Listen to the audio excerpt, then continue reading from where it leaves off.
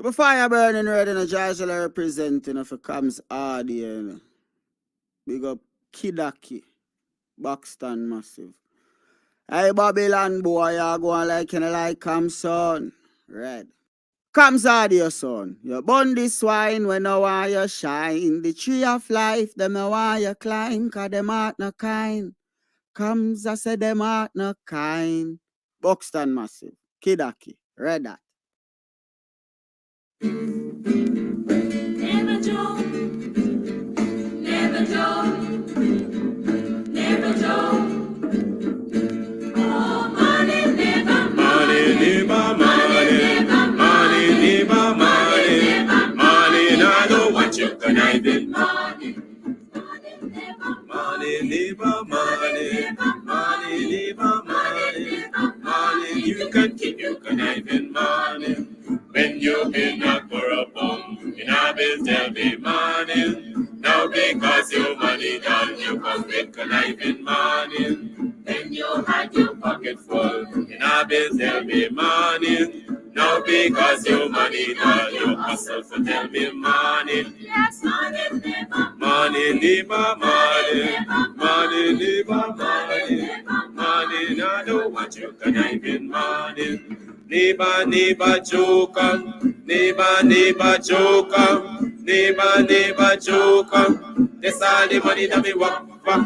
A 2 pound note and a guild of this. A 2 pound note and a guild of this. A 2 pound note and a guild of this. This is all the money that me walk for. I said money, neighbor, money, neighbor, money, money, neighbor, money, money. I don't want you conniving money. Oh, Joseph. Guyana and Guyanese, at home and abroad. Tune in to Guyanese Morning Time, hosted by Kadaki Amsterdam, where the sun always shines. Guyanese Morning Time, the people call it Guyanese Morning Time. Rhythm, Guyanese Morning Time. Intelligence and knowledge run the front line. We go again, Guyanese Morning Time. The people call it Guyanese Morning Time. Rhythm, Guyanese Morning Time. Intelligence and knowledge run the front line. We go again. We rise up early morning watching Tom's TV, where wisdom and knowledge, yes, it is the key. Exposing corruption over land and sea, where the wicked politicians they try to trick me. Guyana is a land for everybody. With 6 races should live in harmony. Is one set of people getting oil money. Is one set of people doing the thievery. Guyanese Morning Time. The people calling Guyanese Morning Time. Rhythm, Guyanese Morning Time. Intelligence and knowledge run the front line. We go again, Guyanese Morning Time. The people calling Guyanese Morning Time. Rhythm, Guyanese Morning Time. Intelligence and knowledge run the front line. We go again. This is a program that you all can see, sharing your views and your integrity. Like it, comment and share it all around. Pass it to your neighbor, safe and sound. A sad situation going on in this town. The voice of the people is getting trampled down. Out of the mouths of babes and sucklings, with Jah as ordained me to sing. I sing Guyanese Morning Time. The people calling Guyanese Morning Time. Rhythm, Guyanese Morning Time. Intelligence and knowledge run the front line. We go again, Guyanese Morning Time. The people calling Guyanese Morning Time. Rhythm, Guyanese Morning Time. Intelligence and knowledge run the front line. We go again, fooling the people. You're promoting evil. Stop lying to the people. You are a part of the cycle. Stop fooling people. You're promoting evil. Stop lying to the people. You are a part of the cycle. I say, Guyanese Morning Time. The people calling Guyanese morning time. Rhythm, Guyanese morning time. Intelligence and knowledge run the front line. We go again, Guyanese morning time. The people calling Guyanese morning time. Rhythm, Guyanese morning time. Intelligence and knowledge run the front line. We go again, they got Breakford, Bork and Mark Benchcop. David Hines and Kadaki Amsterdam. Sherrod Duncan, Nigel London. Normal Brown and Gavin Matthews. Big up Paslow Port People Governor. Simona Brooms, Robin Simpson. Hampton Green and Winston Jordan. And yes, we can go right on and on. Guyanese morning time. The people calling Guyanese morning time. Rhythm, Guyanese morning time. Intelligence and knowledge run the front line. We go again, Guyanese morning time. The people calling Guyanese morning time. Rhythm, Guyanese morning time. Intelligence and knowledge run the front line. We go again. The relatives and friends of young Wyndham Bacchus, they deserve justice. The family, the relatives and friends of our in Boston, they deserve justice. The family, the relatives and friends of Peter Headley, they deserve justice. And so when we say that Guyana is an apartheid state, we have the evidence to show.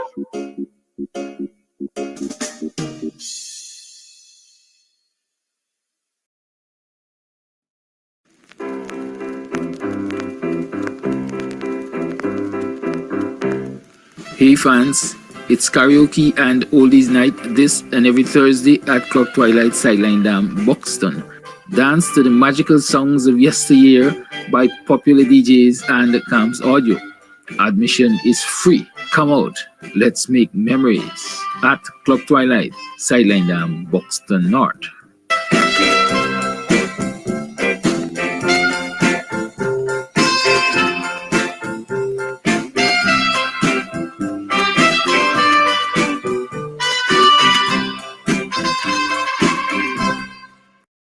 You can get meat anywhere, but for the best cuts of chicken, beef, pork, mutton, and lots more, check out T&W Harris Butcher Shop located in the East Ramvelt Market Meat Section. Call us on 609-7168, 641-4494. Ask for Rastaman. T&W Harris Butcher Shop for the best in fresh cut meats and lots more. Behaving like them ain't got no feelings. The strike done coming there done. But me slipper still up on the ground. We come far now, we ain't backing down. We did only ask what we working for.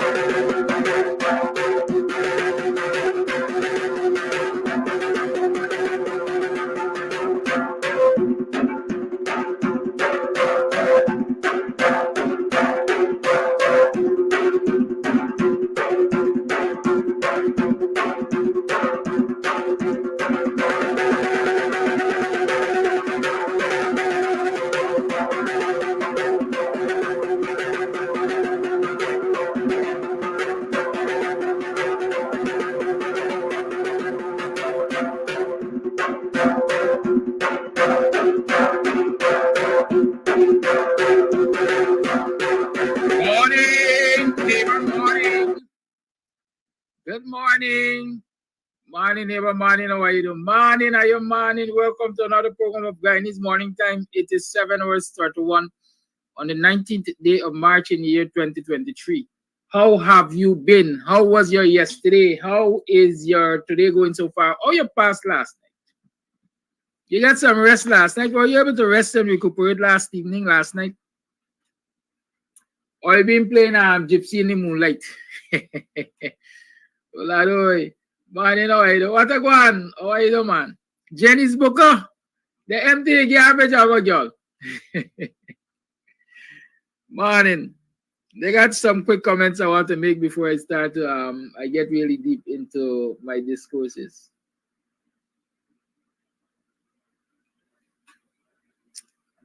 Reviewing the comments yesterday on yesterday's program, I saw somebody ask the question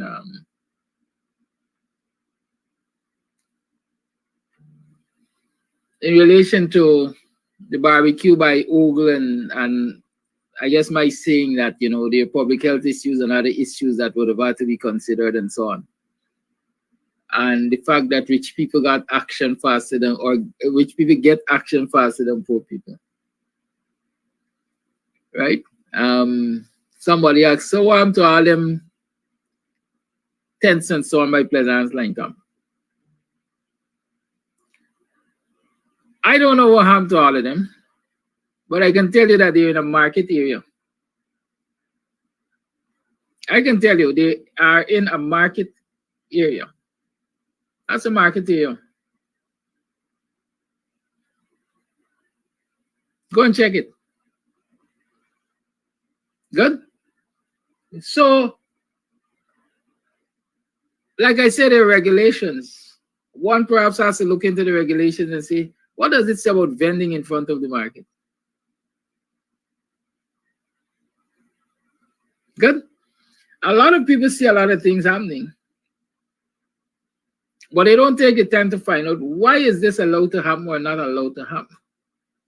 You know what I'm saying? I don't know what the whole of the story is in front of that Pleasant area there, but I'm saying that at least on the northern section of the railway line, that's the market area.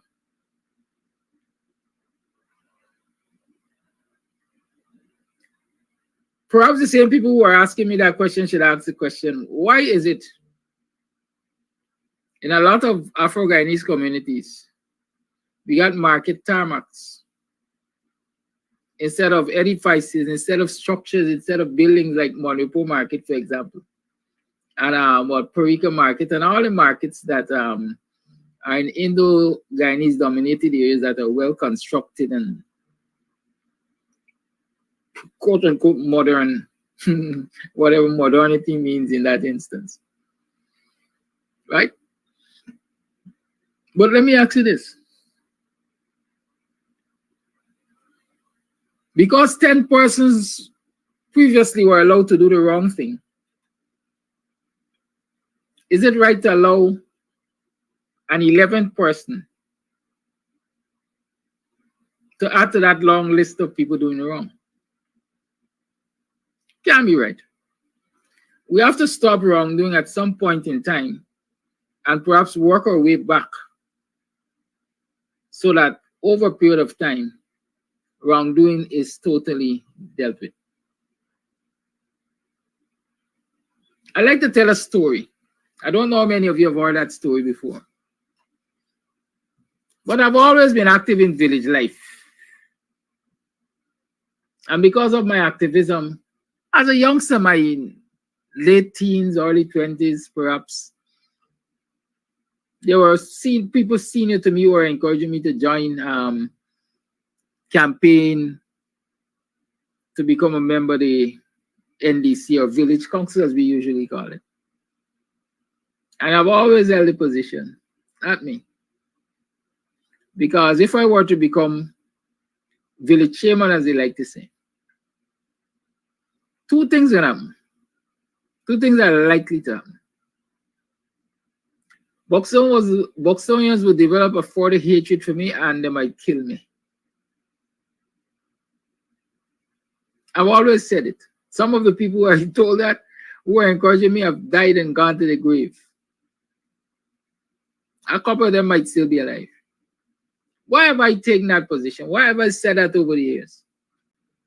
I've said it over the years because maybe like Mayhem, I would have been no nonsense. The regulations are the regulations. Let's work within the regulations to make everybody happy. Some people can be happy and some unhappy. Some people can be made to toe the lines and others are not. But while we are sticking to the regulations, we have a responsibility too to cater to people's needs. People's need for business, for industry and commerce. People's needs for income generation. Not everybody wants to go to an AC office and work. There's some persons who prefer to work with themselves. And so we have to, as leaders, as administrators, take into consideration the needs of everyone and cater to those needs. So a man who wants to work by himself or for himself,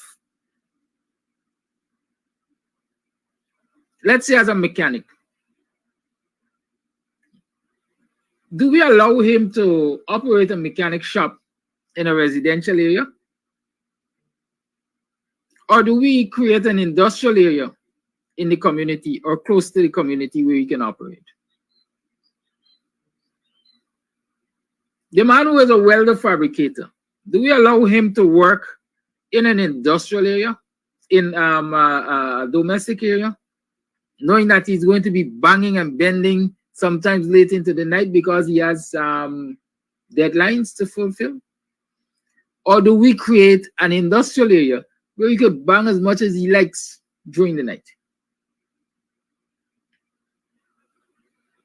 The man who wants to rear poultry and swine, livestock in general, do we allow him to rear those in commercial quantities in a domestic area, a residential area, or do we create an agricultural zone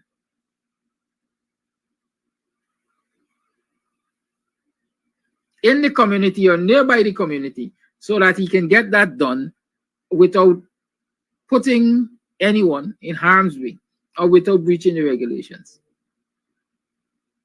So it's not good enough to just tell the individual, no, you can't mind pigs, you can't do livestock here. Have we provided an alternative? Are we willing to provide an alternative? Are residents willing to work with the alternatives? Those are things that we must consider as leaders, as administrators. It can't be just that the law says that you can't rear livestock in the domestic area, the residential area. The law must also make provision as to where I can rear my livestock.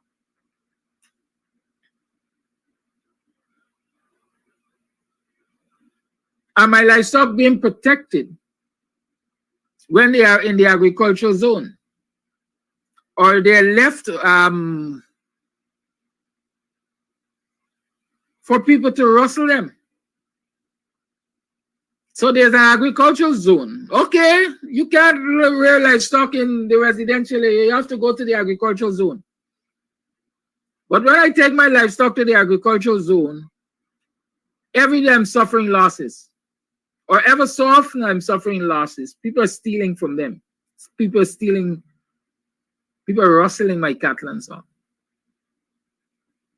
Does that encourage me to go to the agricultural zone?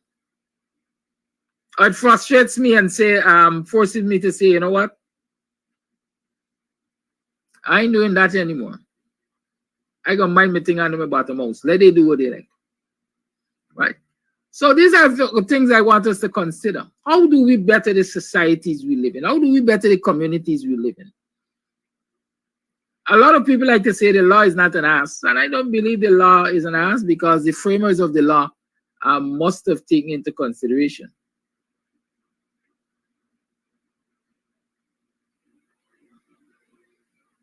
What the real merits of the law should have been, and what wrongs they were intended to right or to prevent. The laws are not there to necessarily penalize people, but they might be there to prevent infractions.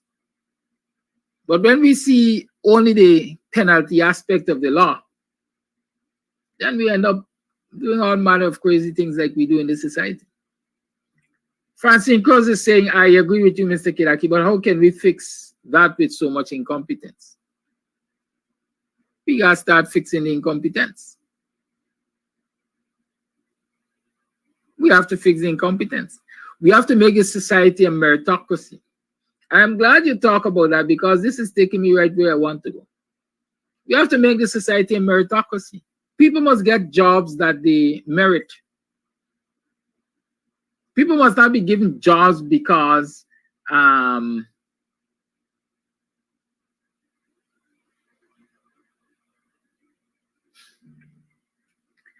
people must not get jobs because they know Tom or they know Dick or they know Harry, or because they're politically connected, or somebody for them is politically connected and so on.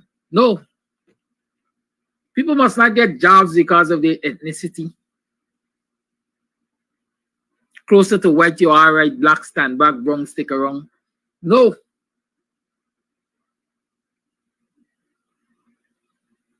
The criteria must be strict. If it's 5 CXC subjects, it's 5 CXC subjects plus experience is plus experience.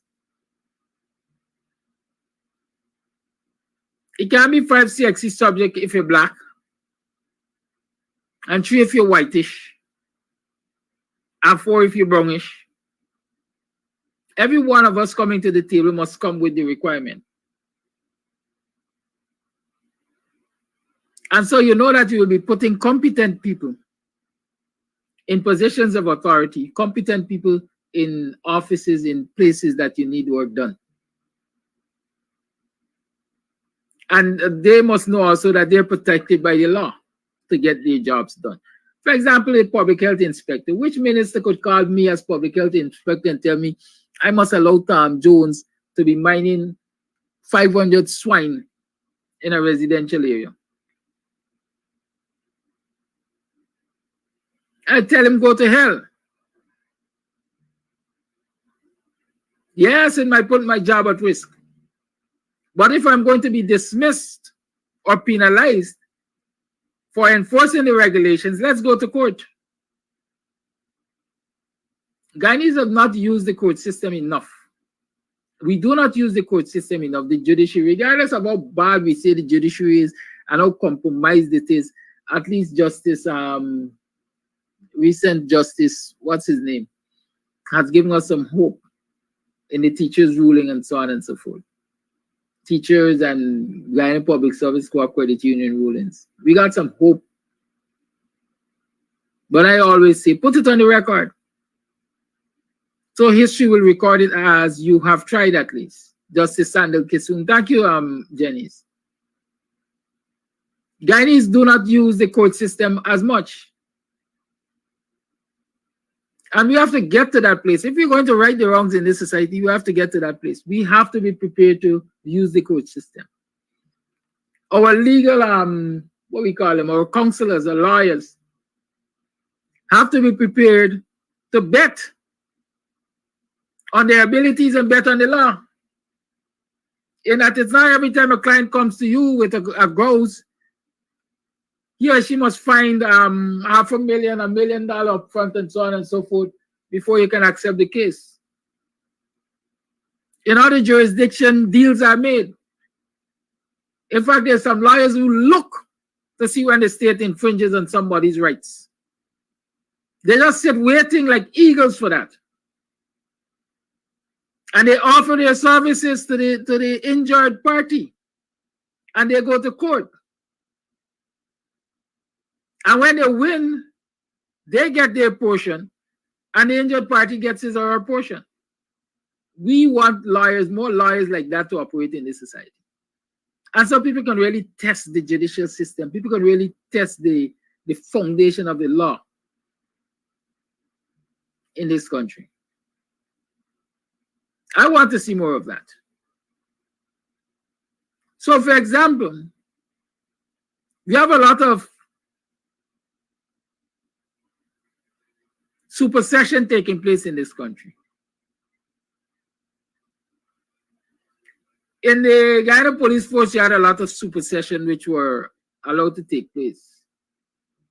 Once the PPP got into office, they parachuted Hickins into the commissioner's position, and they parachuted Karambash and Brutus and a whole set of them into positions that ordinarily, I understand, they would not have been able to occupy. Who were the injured parties when those supersessions took place? Paul Williams for sure was one of them. I understand Paul Williams was the most qualified.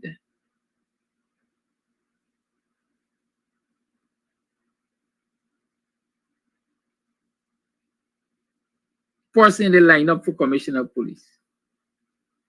Experience, certification, whatever. He was unceremoniously removed from that race, I want to say, and placed, I think, over the CDC. And he sat at the CDC there for several years.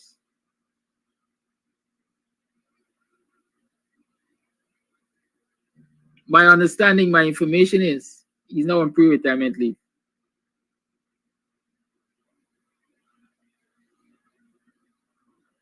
He's on pre-retirement leave. Not one day did Paul Williams lift a finger to go to the courts and ask the courts even for a judicial review of this behavior by the PPP.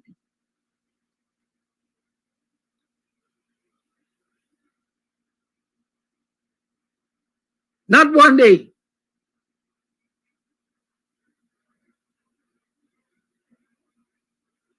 But let me backtrack a little.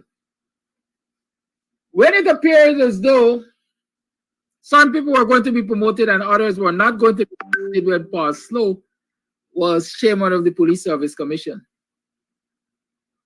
other people went to court. Was it Karambash, the man who went to court first, or was it Brutus? But other people went to court. You remember that? Yeah, people went to court. And those people were encouraged to go to court.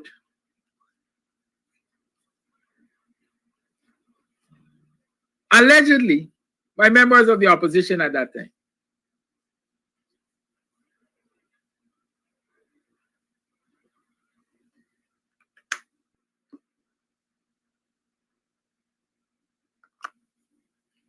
Right? Delete one, I still hold my position. I don't know about you. I don't know about you, but I still believe the teachers won and they are winning. Depends on where you want to look at it. The cup could be half full or it could be half empty. You decide which angle you're looking at it from. But I'm looking at it from a position as an industrial relations student.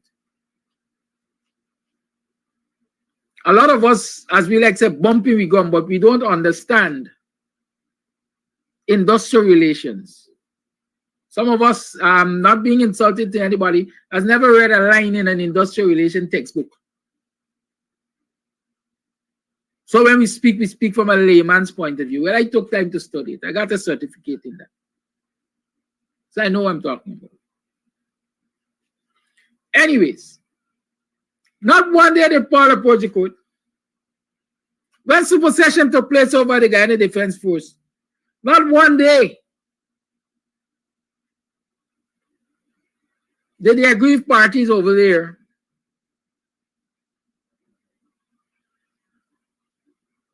approach the courts. And so they go through the process. I always remember, I will never forget the way Genevieve White Ned was treated at the Ministry of Education. under the PPP as an African Guyanese woman. I never would forget the day. And I would also never forget that the late Dr. Luncheon stood in court and said there were no qualified African Guyanese for ambassadorial postings under the PPP.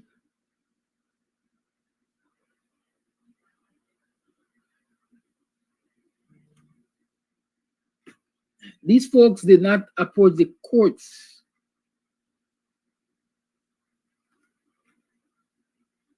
to defend their rights. What we call, loosely I'm calling it fair expectation. There's another word you use. Legitimate expectations. People legitimate expect that once you go through the ropes, as I want to call it, you got your training, you got your experience, you qualified yourself. A vacancy exists, naturally you can apply for it and be given a fair chance.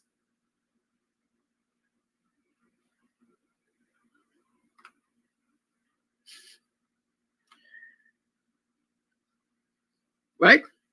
You will be given a fair chance. Not in Guyana. And so people continue to allow the PPP to discriminate them without testing the decisions of these demigods, these wannabes, these wicked and vindictive people through the courts. Nobody is testing, nobody wants to test it. Well, the discrimination continues, and it is expected that the discrimination will continue until people prepare to approach the courts. Over the Ministry of Education, you know what the criteria is for promotion? Or certain levels of promotion. So some promotion is automatic. You go in, you can go in as an untrained, you can go in first, I think the lowest position possible you can go into the teaching service with is TQM. Temporary Qualified Master of Mistress. That is, you might get 5 CXC, 6 CXC, you want to start, they hire you as a TQM.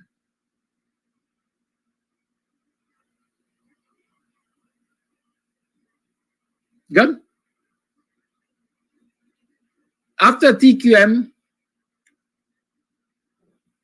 you go to college, you become a trained teacher. You're hired then as a trained teacher. If you go to university, you become a trained graduate. I think the next thing to that is an assistant master of mistress, or somewhere in between there with your trained certificate, you become an assistant master of mistress. There's some positions that are automatic. You will get automatic promotion after 3 years or so, you become assistant master of mistress, or whatever, the hierarchy, let me say the hierarchy. But for you to get into the quote-unquote managerial positions, one of the criteria that the wicked and vindictive came up with is you must do what they call a management program. The management program, there's a management program that you have to do. And there's also, coming out of the management program, there's a cadet program. So if you want to get into education management, first in the schools, you are required to do the management program. Despite the fact that a lot of the content from the management program you would have covered, or you were likely to cover if you were doing your bachelor's in education at the University of Guyana, or if you did your postgrad in education, you would have covered the content of this management program.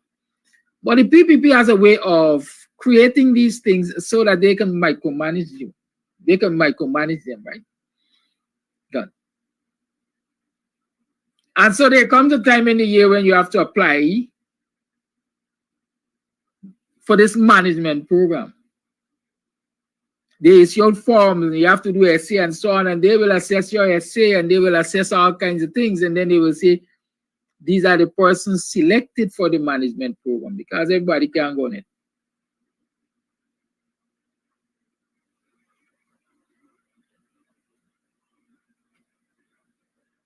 Right? Everybody can go on it. So they select, in many instances, in a discriminatory manner. I challenge anybody. If not, this is one for you. Ask the Ministry of Education to publish the list of persons on the management program currently, or in the last batch on the management program, according to qualification, experience, and ethnicity. I dare anybody to ask them to publish it.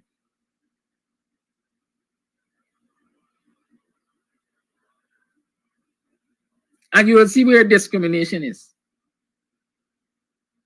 Through that management program, the PPP maneuvers to determine who are the people who are going to lead education in the near future, or in the current and near future. Through the cadet program, they do the same thing.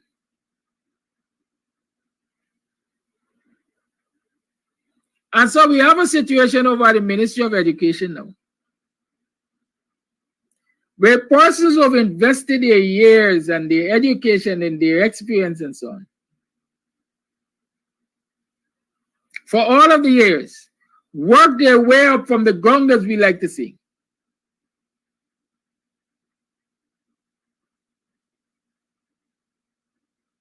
who are now at the point where they should be reaping the rewards of their labor. But those rewards are being denied them. Because, like I said, just as Luncheon said back then, there's no qualified black man, African Guyanese, for ambassadorial postings. It would appear as though there are no qualified African Guyanese to lead the Ministry of Education. And so what you have, all of those African Guyanese officers who are at the pinnacle of their career are now being superseded. Right? They are now being superseded. Again, I'm challenging the Ministry of Education, and I'm challenging them by income now. Publish the income and the ethnicity of the, let's say, 8 top-tiered workers at the Ministry of Education. So we're talking about the Chief Education Officer, Deputy Chief Education Officer, Assistant Education Officer, and those kind of positions. I am challenging Sitira Gal. I am challenging the PPP, if they are so fair, to publish the top 5 or even 10 administrative positions in the Ministry of Education, who occupies them by ethnicity and what their incomes are. And you would find that all of the people in the Ministry of Education administratively who earns at least $500,000 and above are Indo-Guyanese. Indo-Guyanese. I challenge them to also publish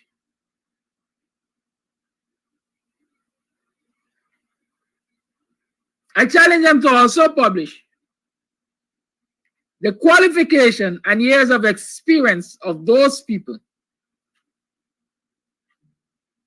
compared to those who are below them. And then is when you're going to understand what discrimination is. Shivnat or whoever challenging me to make this case of discrimination because they ain't seeing it. I challenge the Tyra Girl and the others to publish those kind of information, that data. Who are the people in the top 10 positions at the administrative level of the Ministry of Education? What are they earning? What are their educations? What are their qualifications? What are the years of experience? And what is their ethnicity?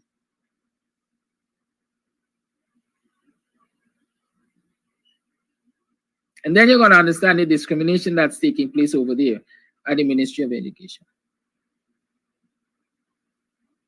There are people who, African Guyanese, who did the cadet program, but they have not been appointed to their substantive positions. But there are teachers who were taken out of classrooms and elevated above those persons who went through the management program and cadetship, and those people have gathered years of experience and so on.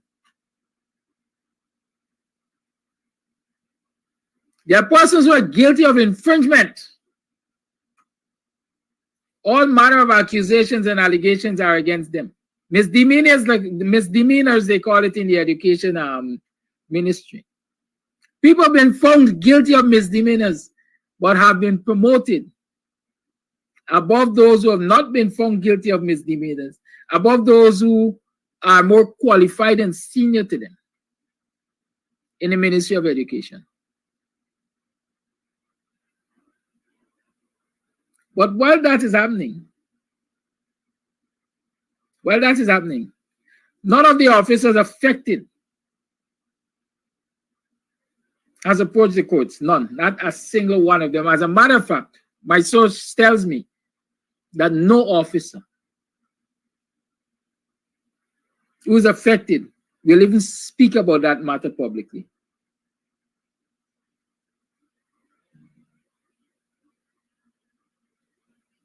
Because of fear.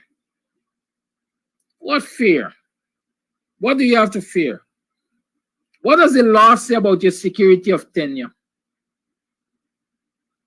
What does the law say about your right to work? What does the law say about legitimate expectation? What fear?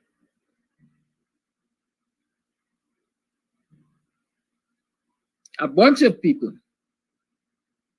are sitting back, allowing the PPP to allow others to climb on their shoulders.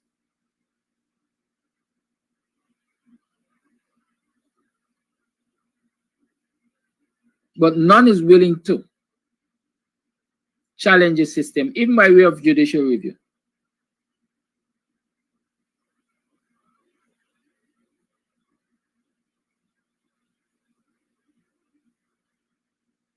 The fact is, we have a wicked, vindictive, bad-minded, racist set of people leading governance in this country as we speak.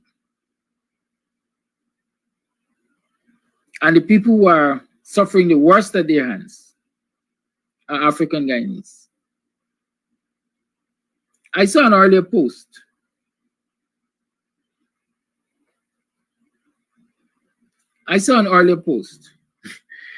Delete one.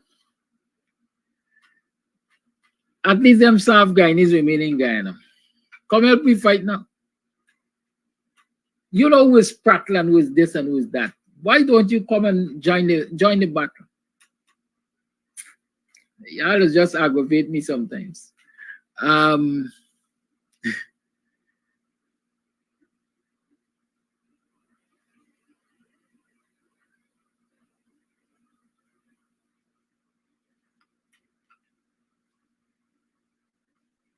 I saw an earlier comment.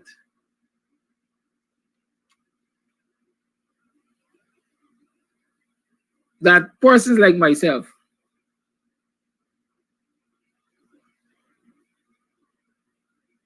are socializing African Guyanese. I'm using my own terminologies here because I can't remember the exact quota. If I will have to go look. To believe that they're oppressed by the current government or they are oppressed by other people. When in fact, African Guyanese are where they are because they are poor when it comes to administering the business. They don't have financial sense and they don't this and they don't that and they don't the other.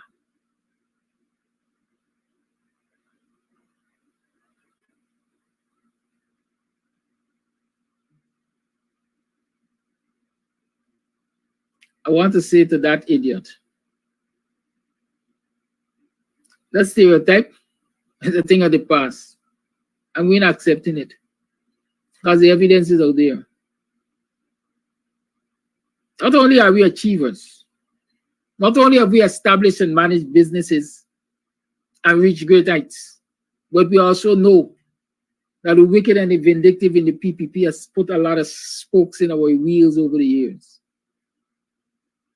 Many of them have forced us out of business, and this is modern time I'm talking about. I've established already previously in colonial times why our people were kept out of business. Imagine living in a community and you can't sell the things that are required in your community, but the Portuguese are allowed to come and do it. And the Indo-Guyanese are allowed to do it. Then we started at a disadvantage. And so I'm not going to even go back there to continue that argument. Our people are being stymied right now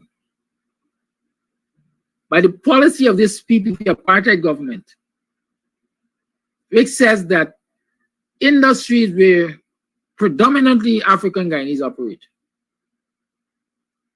must be kept at starvation wages. You make the case, whoever you are, demonstrate to me, whoever you are, how it is possible for a public servant, even from the teaching fraternity,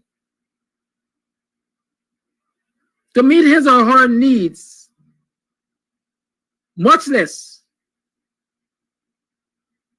save for the creation of capital for investment in anything, with the level of wages that they are being paid compared to the cost of living in this country. I want you to make that case for me, because I can't make it. The PPP continues to keep people who are predominantly African Guyanese, or keeping industries that are predominantly operated by African Guyanese, suffocated for wages and salaries. Can you imagine? We talk about foreign investors. When foreign investors came to this country and when foreign investors come to this country, the PPP dictates to them, the PPP government dictates to them how much they can pay locals. Those people come willing to pay locals the equivalent of what the overseas compatriots will be paid. But the PPP has a policy that dictates to foreign investors how much they can pay Guyanese.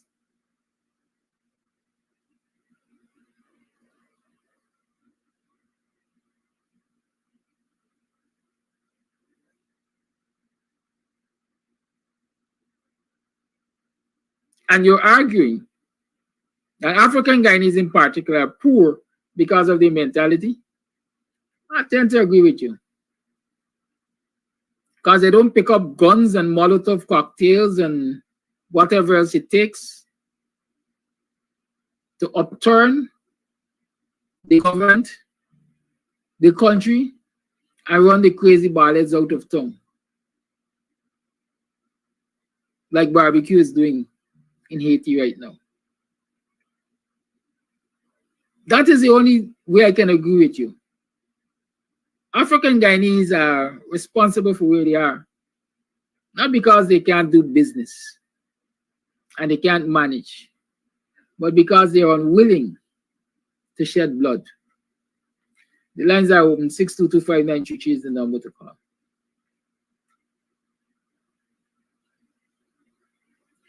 (6225933) is the number to call. We're talking the things. You tune to the Guyanese Morning Time.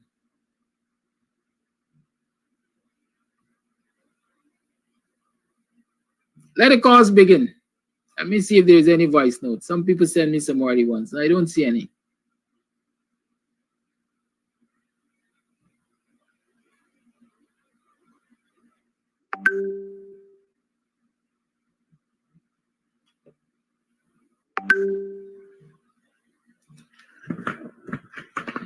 Call your live. Good morning.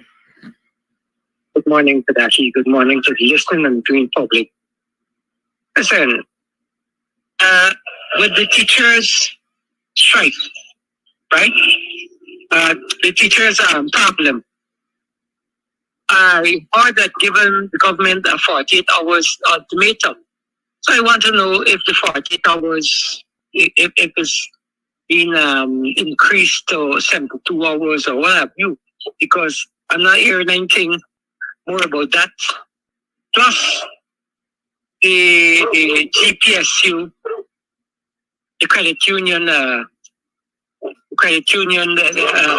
elections. I'm not hearing anything more about that.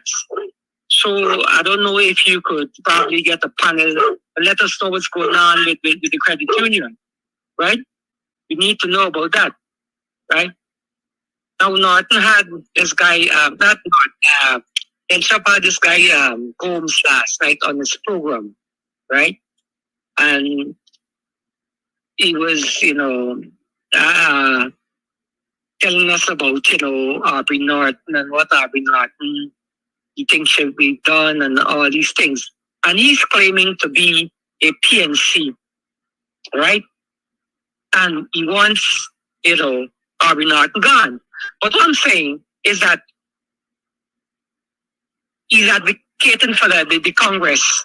I just want to know if when the Congress is over and Aubrey Norton is being returned as leader, all its critics, what are they going to do and what are they going to say about that?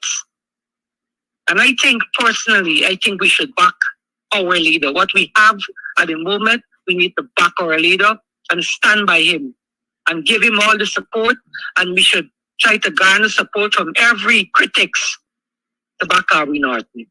That's my contention. So please get some representative from the GPSU credit union. Let us know what's going on with the union. Let us know what's going on with the cooperative credit too, right? And probably somebody from the teachers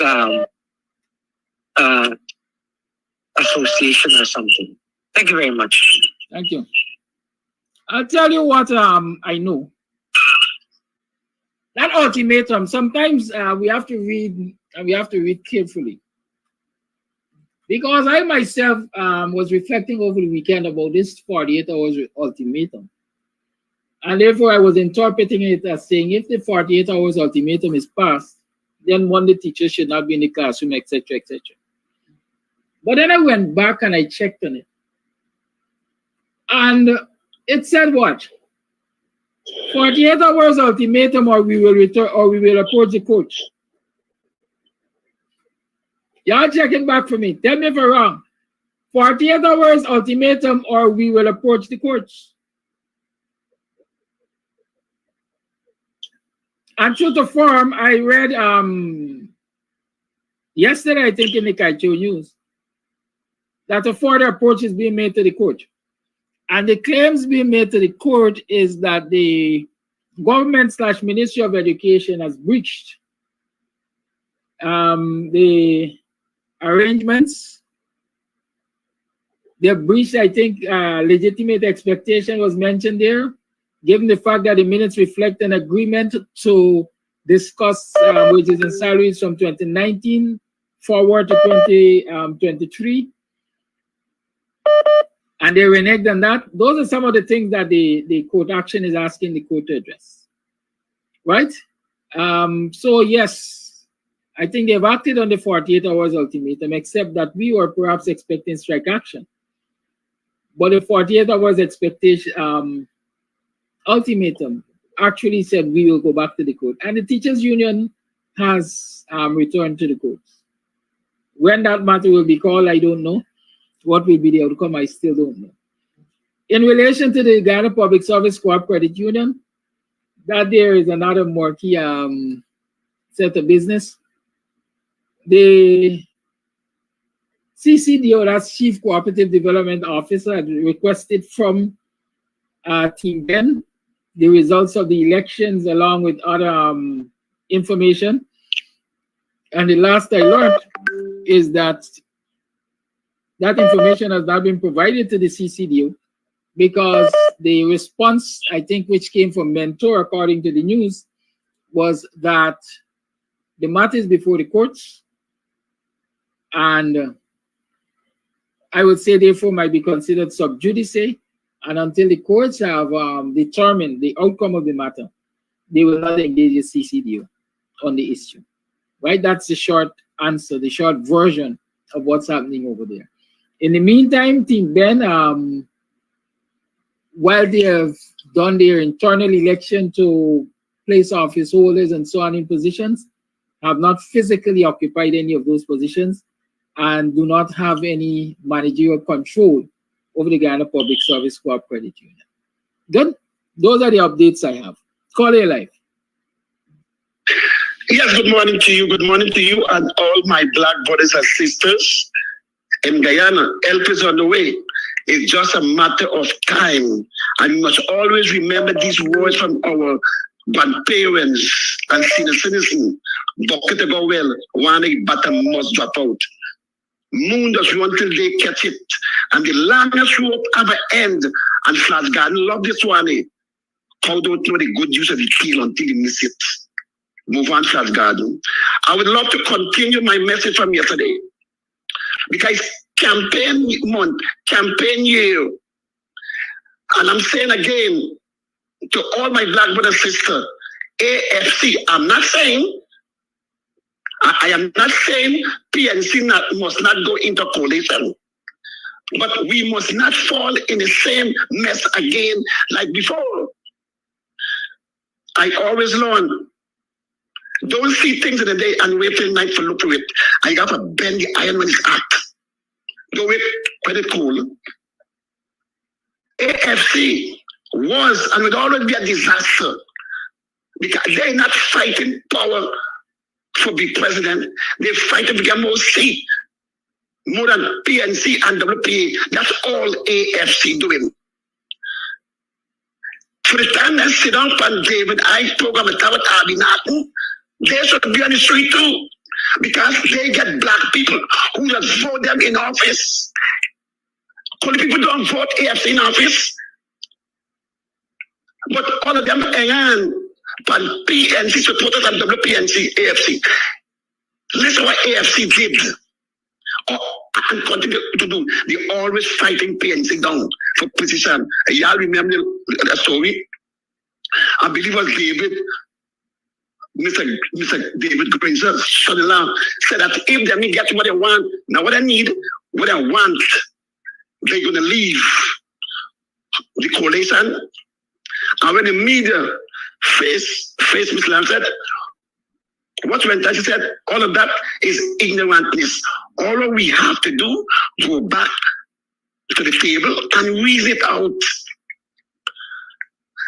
So, AFC, Ramdatan, remember when Ramdatan was Minister of Home Affairs, when I had a big problem there. He never send no protection to them police. When them supported them shopping police and running police. Ramdatan again. That same guy was sitting down and talk nonsense last night. Ramdatan sell all of them out. Because when the time said, left for me, I will stay with coalition. But it's the board members them. It's the board member them from AFC, and 95% board member is black man. So when them come and say them nonsense, black man will face them and say, stop talking nonsense. Why you vote for left, you own black people, for job, you take away black, everything from black man. That's why they're not supposed to get certain seat in the next election. Ramdatan as guilty as Sarandas. Ramdatan represent and did exactly what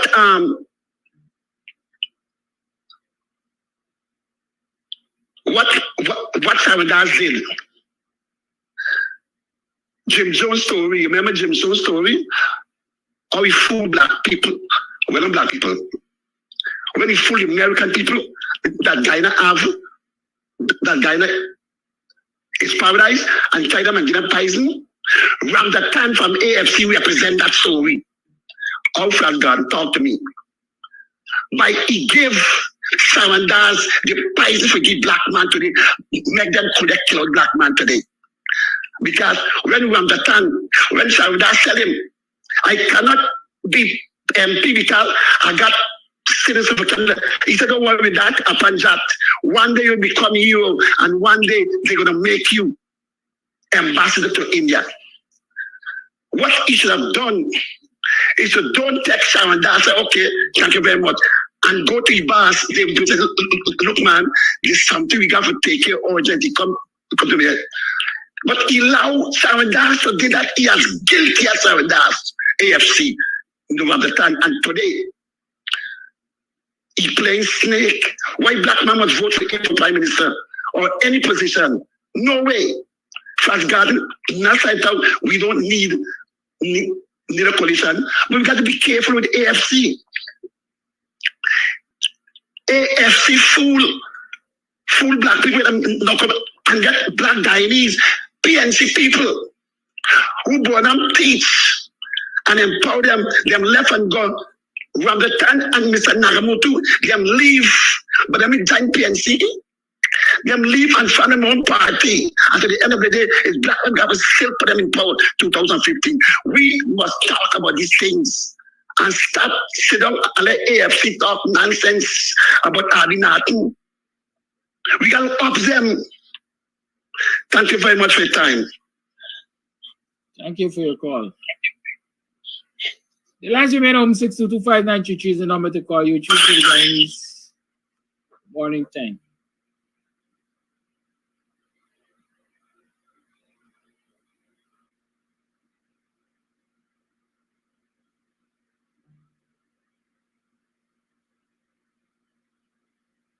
Yeah, the lines remain open. Let me remind you that for the 1st of August in Buxton, there's going to be the Buxton Business and Cultural Expo. That's Thursday, August 1st. You have booths and vending spots available. There will be lots of games, food, stuff, bar, and more. And that is going to be at Dorset's Lawn, Middlewalk Road, Buxton. It starts at 10, and there will be center stage cultural show from 7 and so on and so forth. You can WhatsApp 6827981 for further details. So those of you who are in the local industries like the wine and beverages and stuff, whatever you're doing, cottage industry as we call them, and you want to display your products, this is a good opportunity for you to showcase what you have at the Buxton Business and Cultural Expo. Call your life. Yeah, good morning, Kadaki, and to all the listening public. Now, what Flash Garden said, I agree with him 1,000%. Now, a picture that is trending on Facebook, and according to Buzz Blitzer, he says a picture tells 1,000 words. But the picture that we saw trending with a person who is supposed to be from APNU and who is fighting for the leadership of APNU to be caught in such a compromising picture, tells the African population, my population, if we could trust a person like that to be the leader of a new party. Anyway, when the thing with the coalition, I am not displaying or warning or so. But to me,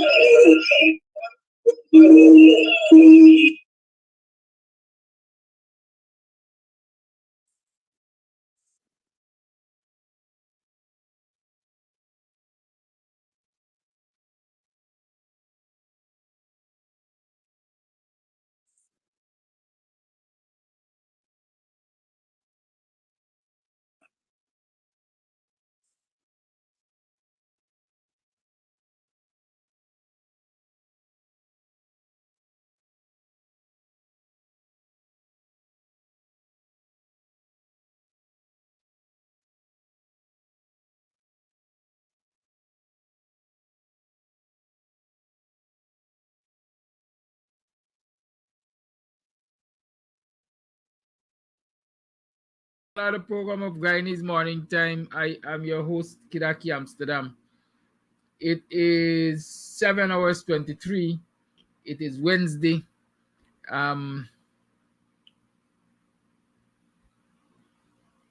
It is the 20th of March in the year 2024. Welcome to the program. I am your host, Kidaki Amsterdam. This morning is, like I said, is Wednesday. It's usual that we have Dr. HINDS on Wednesday. And so he's definitely in the house. Dr. HINDS, morning. I think I'm muted. Yes, Dr. HINDS, morning. Good morning. Good morning to you. Welcome to another program of Guyanese Morning Time. How you been? Thank you very much. I'm doing fine, thanks. All right, so it's another Wednesday. It's another week. It's another day in the land of Guyana. And so we have a lot of things that we certainly can and will talk about. First up, because it's maybe one of the freshest thing, well, not the freshest thing around. Everybody wants to know what is happening with the teachers strike, and well, the teachers and the government's fallout, if I call it that, over the collective bargaining and so on. I noticed, I was informed that the GTU went back to the courts, and that matter is scheduled to be heard today. There were some claims and so on that were made in relation to the government's representatives breaching agreements that were made. That's some of the matters that I understand that were raised in the court matter. I know you most likely you've been following that closely because we've always been commenting on it. What's your latest information and where do you see this going? Well, the media is reporting today that yesterday the judge ordered the Ministry of Education to produce evidence that it was in conversation with the union on salary issues. If viewers would remember, one of the arguments made by the government was that the teachers had no need to go on strike because they were in conversation. They were talking. And the teachers union said they were talking, but they were not talking about salaries. And so that matter came up yesterday. And the judge asked the Ministry of Education to produce evidence, whether it's in the minutes of the meeting or whatever, to produce evidence that indeed they were talking to the union about salaries. The Attorney General danced around and said that there was no need for the Ministry of Education to produce evidence because the union would have that information and so on. But however, he was overruled by the judge, and the judge asked them to produce that information today. So that was what happened yesterday. The judge also asked the lawyer for the Ministry of Education, sorry, the lawyer for the union, asked the lawyer to withdraw some of the relief that he was asking the court for. The judge ruled that some of those reliefs, if not all of them, were outside the remit of the court. So that's where things are. The matter is supposed to kick off today. As usual, the government is stalling. Mr. Nandalal argued that he did not realize that the matter was supposed to be heard that early, and that he would have to scramble now to get witness and so on, and witnesses and so on and so forth. Clearly, from what we heard yesterday, the government is not prepared for this matter. So we'll see what happens today. Is it that the government is not prepared, or they're not prepared to well, I think I understand what you're saying, not prepared, in that they really and truly wouldn't want this matter ventilated in court. Is that what I'm understanding? No, they did not expect the matter to be ventilated in court. As usual, they expected the court to roll over and give them victories, you know? And so I think they're caught by the steadfastness of the judge. Because as I said, Nandalal argued against producing the evidence, because of course there's no evidence that they were talking to the teachers about salaries. They were talking about all the other 20-odd things that had said the union gave them, but not salaries, not collective bargaining. And so there's no evidence. And so he was trying to get out of it. And the judge overruled him. And the judge said the matter will proceed today. And so he's saying that he has to scramble around to find witnesses to cross-examine, and he didn't expect the matter. So clearly, the government apparently doesn't have a case, and what they expected was that the judge was going to rule in their favor, but apparently it's not working out that way. All right. So for the benefit of viewers, let me inform you basically, or remind you, that the GTU, Guyana Trade Union, GTUC, right? I have to make that differentiation. Guyana Trade Union Congress had actually made an approach to the court to join the matter, which was filed by the Guyana Teachers Union, and that was ruled on. And so GTU is now a part of this matter, as far as I understand. GTUC. Yes, GTUC, right. Trade Union Congress. Yeah, and they're represented by Rosdale Ford. Right. And the recent approach to the court on the mediation matter was also addressed yesterday, and that was joined with what we call the substantive matter. And so today, yes, the court is going to be dealing with that matter. Basically, I would say as one now, combined into one hearing, and so the court is going to be dealing with all of those issues. Like Akain said, the judge asked, I am interpreting it as both sides to produce the evidence that financial matters were discussed, and my understanding is that they had up to midnight last night to produce that evidence. Right? There's still in the naysayers out there, and I like to address it ever so often. Are the teachers still winning? Or let me ask a bigger question. Is this just a victory for the teachers, or it's a national victory? Because I interpret it as them winning. Yeah, perhaps we should withdraw the word victory, because I think that is what is confusing the matter. That is what is confusing the matter, because people see victory as a final outcome. and there's no final outcome yet. So let us for now withdraw the word victory or withdraw the word winning, since people see those things in absolutist terms. Have the teachers advanced their case? Yes, they have advanced their case. The case is being heard. The government, of course, is pushing back at every twist and turn, and every time they push back, the teachers' union is pushing back against them. And if you were to ask which side has the ascendancy as we speak today, I would argue strongly it is the teachers' union that has the ascendancy right now. Very well. I ask about whether, well, you say don't talk about victory, let's talk about ascendancy. The current situation, is it Let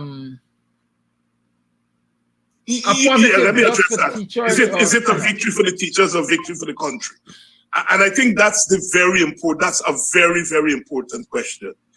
That what is being played out here is the larger question of collective bargaining. Because as everyone knows, collective bargaining has been ditched by this government, and some would argue the coalition government itself did not honor the principle of collective bargaining. So what this case is about the larger question of collective bargaining. That's one. Second, it's about the question of strike. What happens when workers are on strike? I think it's Roysdale Ford on Politics 101. They say that there is no legislation that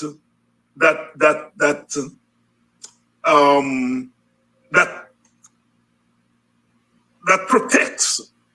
There's no legislation that protects striking workers. So that when workers go on strike, the principle of no work, no pay kicks in.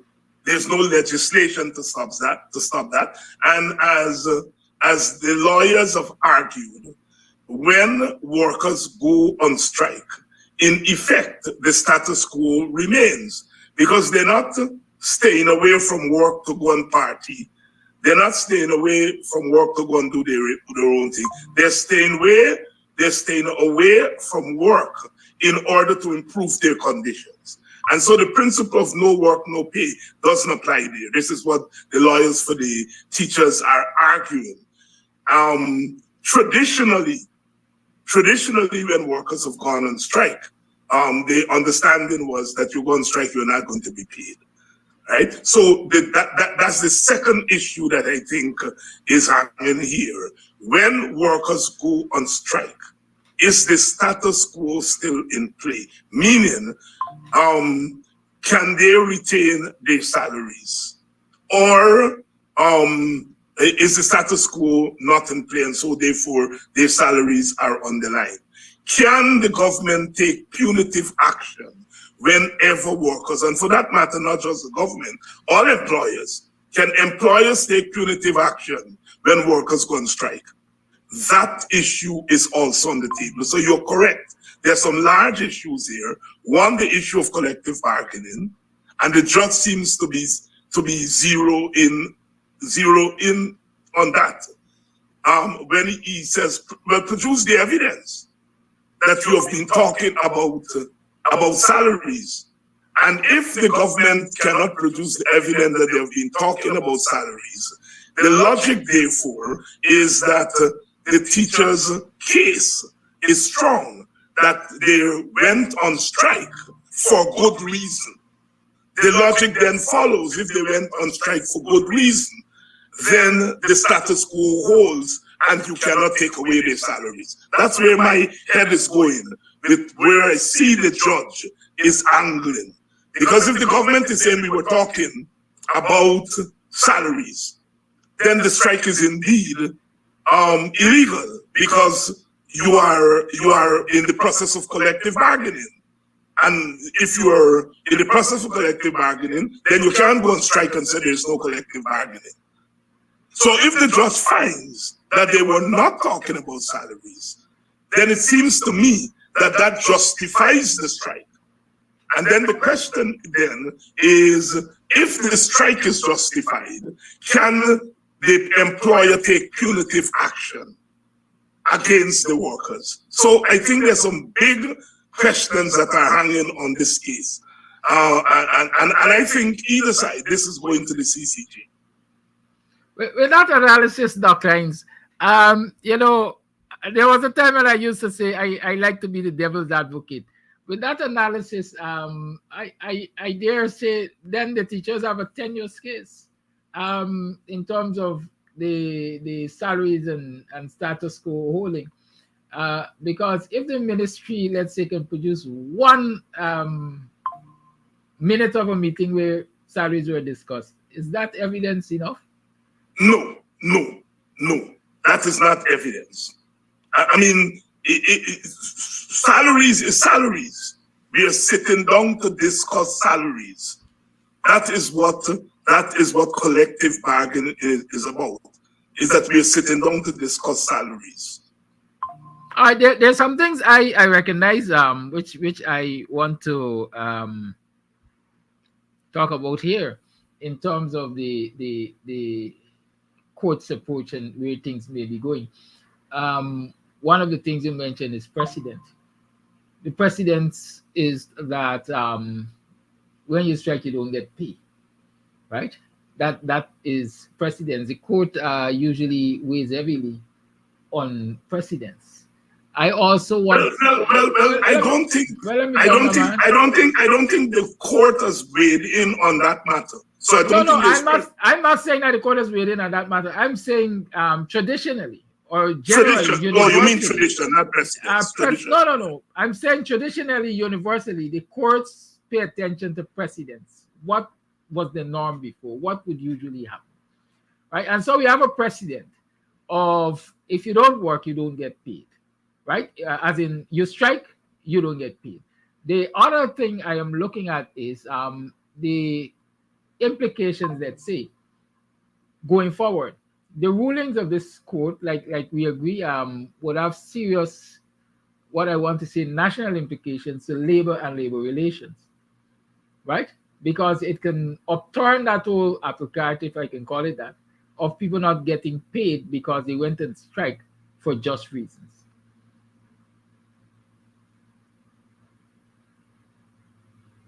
Is the well, I'm asking you to be in the mind here. We like to talk about activists, judge, and so on and so forth. You think the judge is willing to take that step out on the limb? Well, one cannot preempt what the judge is willing to do. As far, I don't want to go there. I can only talk about what the judge has done thus far. And given what the judge has done thus far, the judge is prepared to take this matter seriously. The judge has indicated that this matter is a serious enough matter. In the first place, he set up a mediation. That didn't work out. Now they've gone back, he has bundled the matter, but more than that, he is putting the government under pressure to prove its case. I think the burden, what the judge is doing here is putting the burden on the government, on the employer, to prove the case. So where the judge goes in the long run, I don't know. I wouldn't want to predict where the judge is going. But what I'm saying, given what I've seen thus far, it is clear that the judge is taking this matter seriously and that he recognizes that there are some gaps in the administration of justice when it comes to labor relations. And do you believe that the government as it is perhaps afraid of these implications which I just identified in terms of what will happen in terms of labor and labor relations going forward? Well, I don't think this government is afraid of anything. Are they perhaps regretful that they allowed it to get this far? No, I don't think this government has that kind of bone in them. This is a very crude and crass government, and it is not driven by reason. And the question you're asking there is whether, in fact, it's a reasonable government that is prepared to recognize that we made a mistake. No, I don't think that is how this government thinks. Crude and crass. The insistence that, because I saw a post from the AG that says the courts will never rule in favor of the teachers being paid while they were on strike, because a strike, according to, I'm paraphrasing here, a strike is intended to harm the employer, and no court will rule that employees are entitled to reward for attempts to harm the employers. Is this just a situation of the government believe that teachers genuinely wanted to harm them, or they just are dogmatic about not wanting to pay more, and that adds up in the long list of what I would call abuses on the national populace? Well, we have to view the term there, harm, in judicial terms, in legal terms, which is not necessarily the same as usage in normal terms. Look, the employer in this instance is the government. And there is a qualitative difference between a private employer and the government. The employer here is the government. The government of any country is bound to look after the welfare of all its citizens. And so therefore the claim of harm when the citizens are pushing back against the government, I do not think apply when it comes to the government. And so what Nandalal is doing there is using the broad brush, and is not taking into consideration that the employer here is the government. And the employees are what we call workers who are strategically placed in the society. That is, a teacher is not a clerk working on Regent Street, or Water Street. A teacher here is someone who's molding a society, and the employer of the teacher is the government. And so therefore, the question of the teachers wanting to harm the government does not apply in my humble estimation. Thank you. It's 7 hours for that's 60 minutes today, the clock hour. I think it's an opportune time for us to take a break and pay some bills. We got no bills to pay, so y'all got to bear with us, Let me remind you that on the 1st of August, there's going to be the Buxton Friendship Business and Cultural Expo, temporarily set for, or tentatively, that's the word. Why am I saying temporary all the time? Tentatively set for Dorset Lawns. If you are into cottage industry and so on, you can make contact on 6827981 and let us see how we can facilitate your participation. Good. I want to also remind you that tomorrow is Thursday, and it's Oldies night in Buxton tomorrow.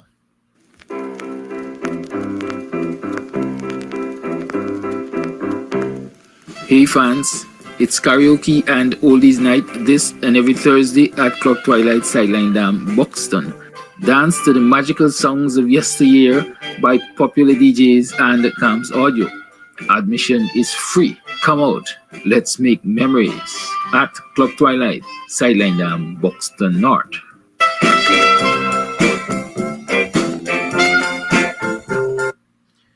And if you are in the US, or if you are right here in Ghana and you're looking for immigration services, I encourage you to check in with Mark Benchtop.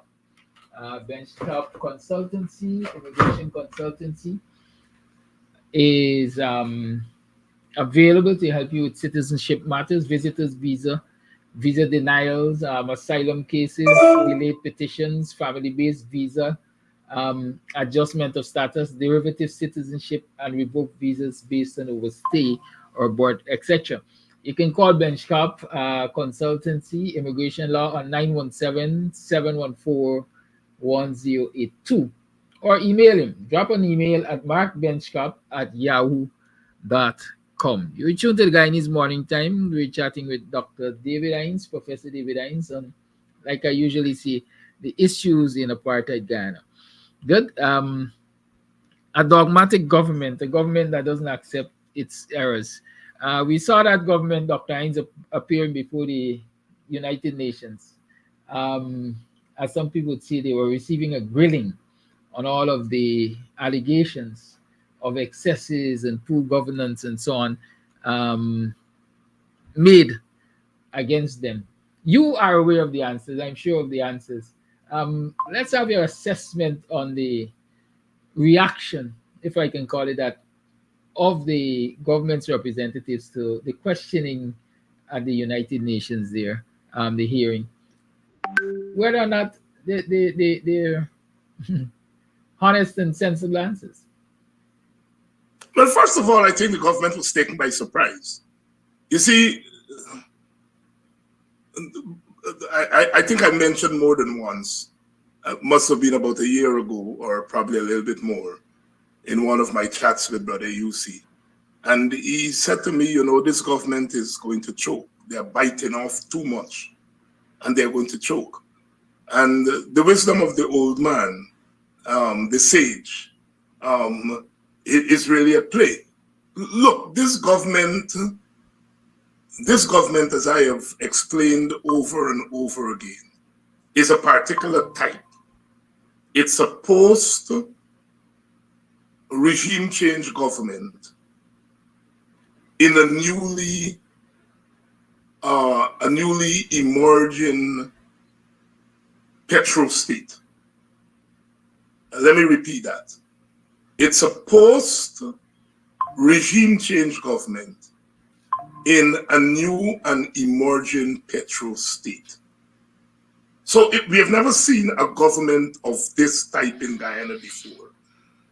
And it takes some time to wrap our minds around this variation of post-colonial government in Guyana and the Caribbean. We have never had this type before.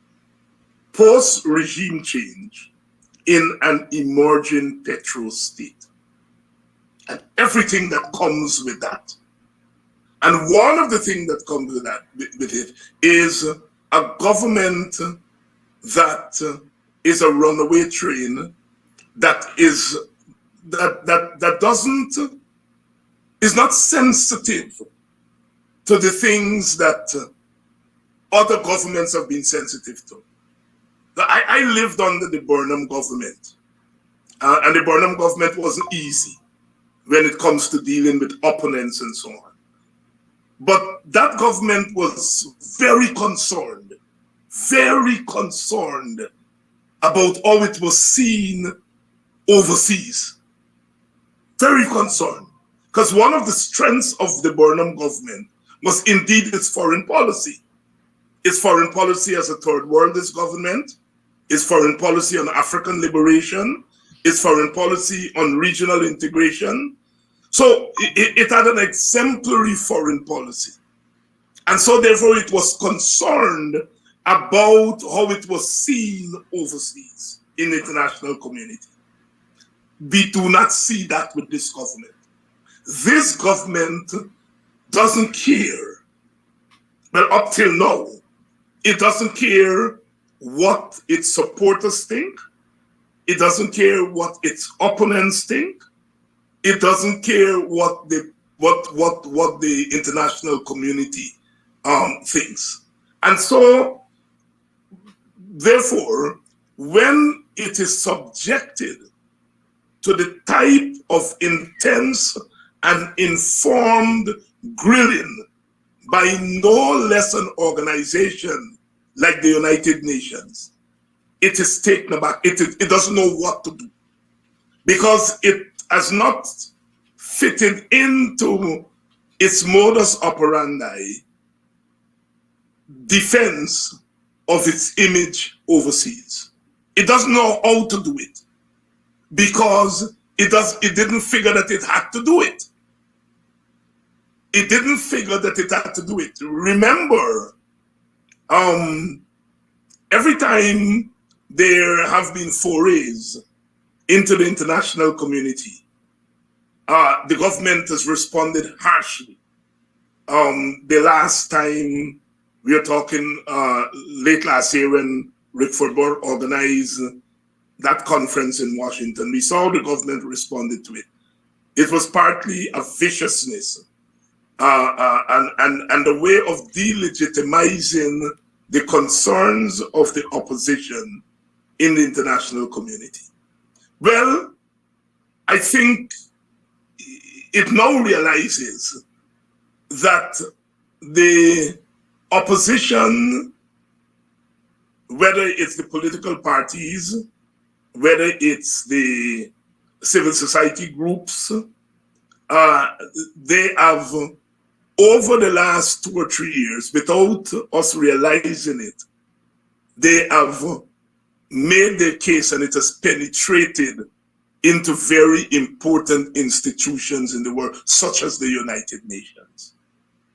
And so now when the United Nations, and not who is doing the questioning, it's the US representative on the committee.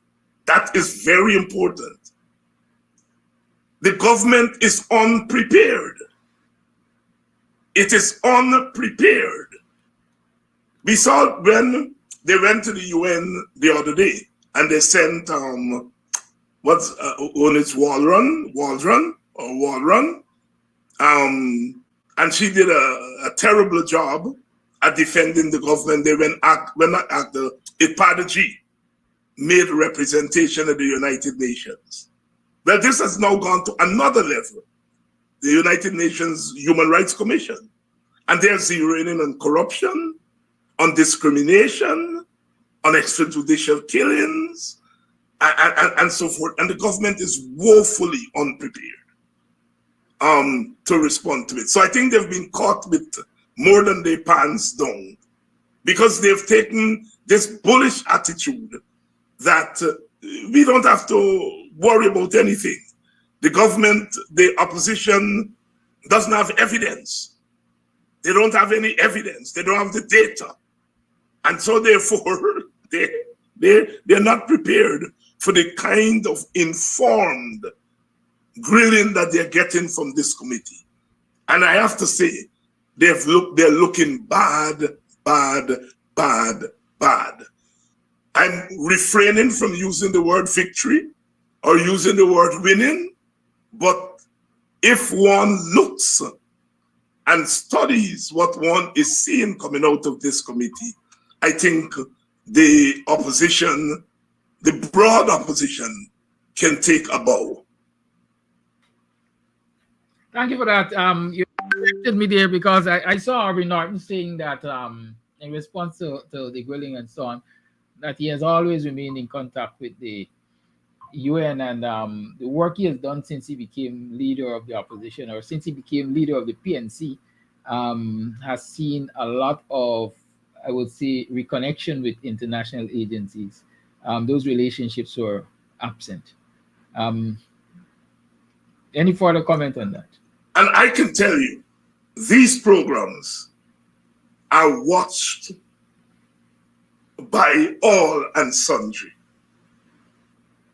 These programs are watched widely.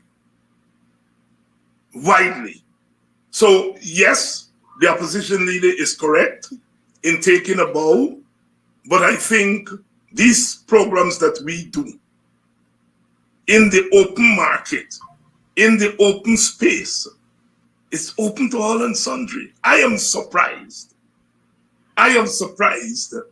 at some of the persons who are tuning into this program. I get called quite regularly to give interviews on what's happening in Guyana, on Caribbean issues, and for example on Haiti.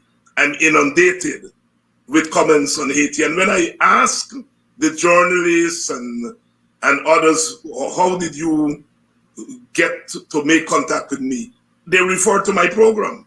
They refer to Politics 101. So these programs are watched by white cross sections of people. Years ago, well, not years ago, well, years ago, something, I can't remember what was the issue in Guyana. But I got a call from the State Department. And I asked the young lady, how did you get in touch with me? And she said, my job when I come in to work every day is to monitor Guyana. That's my job. I monitor Guyana, so I know what everybody is saying about Guyana. I read all the newspapers, I read the comments, and so on. And I can't remember what the issue was. I can't remember, no, I can't recall now. But that opened my eyes. And so these programs are monitored. I get calls from Latin America on the Venezuelan issue and so on and so forth. Newspapers and so on in Brazil and Peru and all these places all the time. And I always make it my duty to ask, how did you find me? And they refer to my program. So don't estimate what collectively we have done these last 3.5 years. Right. So in the interest of education, let me say, because I spoke about presidents also, I see Winston Jordan, former Minister of Finance under the APNUFC government. The coalition, let me say that, indicated that in 2018, when teachers were on strike, they were paid. So the teachers were paid for the strike days in 2018. And so that establishes also another precedent. So one precedent is you strike, you don't get paid. But the most recent, perhaps, because the coalition government is... that is why I was advising you not to use the word precedents. Right. Because there's no precedents, right? There's no precedents. Generally, what employers generally do is that they don't pay workers when they're on strike, generally. But like, as Mr. Jordan pointed out, under the APNU government, there was an exception. And so the argument I'm making here is that unlike private employers, and this is where I think the judge might be angling, unlike private employers, the government as an employer is going to be held by a different standard. Very well. That's it. And that's why I was trying to tell not to use the word precedence, but to say that there is a general tradition, especially among private employers in the private sector, not to pay workers when they don't work. But I think this judge is kind of winking that the government could be held by a different, or should be held by a different standard. All right, so so that piece of information from Minister Jordan is very important, and I can't get into Mr. Jordan's mind, but I can surmise that the reason he and his government did not go in the opposite direction, meaning the direction that this government has gone by, is that there were other factors at work. And that is one of the factors I'm surmising has to do with the fact that they were the government of the people. And in a sense, when you are going to take away money from people, workers, because government workers, you're in effect harming, let me use Nandlal terms, you're in fact harming your workers who are also the citizens whose welfare you are bound by the Constitution to look after. So governments are in a different bracket by themselves when it comes to this issue of industrial relations. You see? And as I said, I can't get in Jordan's mind. And I'm assuming that Jordan would have been pivotal in advising his government whether they should deduct pay from the workers or don't deduct. And I think it has to do with factors such as the government and its role in the society, which is different from the private sector. And the other factor, again, I'm not getting into Jordan's head. Those workers, those teachers, most of them would have voted for the very government. Let me stretch that logic to this present government.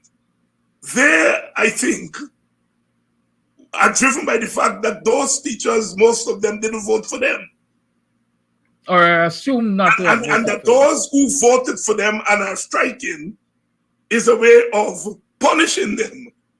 So, in a sense, the government reaching for this tradition of not paying workers when they're in strike is loaded with considerations beyond industrial relations. Thank you. We have to go back there. And so we're back to the UN dwelling of Guyana, Guyana's representatives on the human rights abuse and all other things. You pointed out the fact that it was the American representative that was leading the questioning. Should that, quote unquote, give Guyanese hope that the US is about to... No. Let me finish. You haven't even allowed me to complete my question. Sorry. Right? Give Guyanese hope that the US is about to let the PPP sail on its own bottom? No. Or is it just another sideshow? My answer is no. Is it just another sideshow? No, it's not a sideshow. But the way you pose the question, my answer has to be no. Is it significant that it is the US representative that is leading? Yes, it's What's significant. the significance? Should we read into that is a signal of the change in US attitude to the government? No. What therefore is the significance? The significance is that it is the United States. A perceived ally of the PPP. The most powerful country on earth. All right. Thank you. I'm not going to the ally. It is the most powerful country on earth. And whenever they take a certain position, negative or positive, you pay attention to it. Should you overread into it that it means that there is some definitive shift? No. Don't do that. Do not do that. Because American foreign policy is complex. It's a complex. A lot of pieces have to be put together. But it is significant. Should the PPP be worried? United States, the PPP, as I pointed out, this PPP government is a different animal. The things that normal governments worry about, this PPP government doesn't worry about. It's a different animal. So, Dr. Hines, the question is not if they're worried, it is if they should be worried. My answer is that they are not worried about anything. And my answer remains the same. You can't use the standard for rational, reasonable government. The assumptions you make about rational, reasonable governments, you cannot make that assumption about governments like this present government.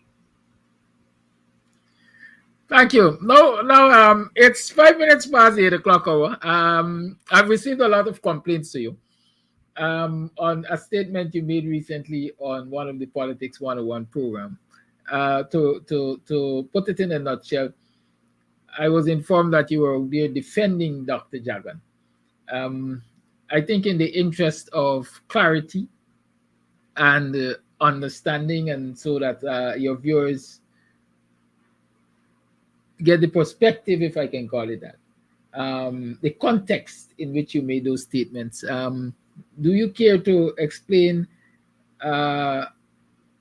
basically your statements towards in relation to the use of I shouldn't have to explain.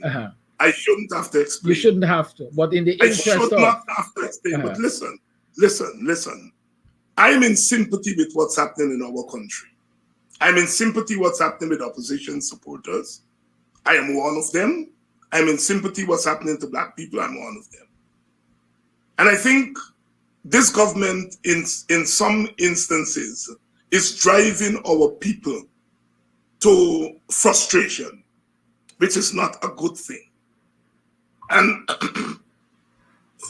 part of that frustration is that our supporters don't want to hear anything from us that is positive about people from the PPP or aligned to the PPP.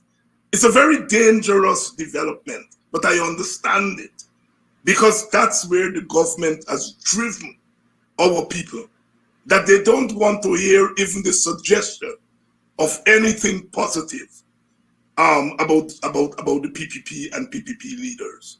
All right, and because of that, I will remind what I said. I said Dr. Jagan never used the term Apanjat. Nowhere in no newspaper, no book has that man ever been quoted as using the term Apanjat. There is a man named Daniel Debedin, who was an Indian candidate in the 1953 election, who uttered that term, Apanjat. Now, I went on to say, although Dr. Jagan didn't use the term Apanjat, he benefited from Apanjat politics.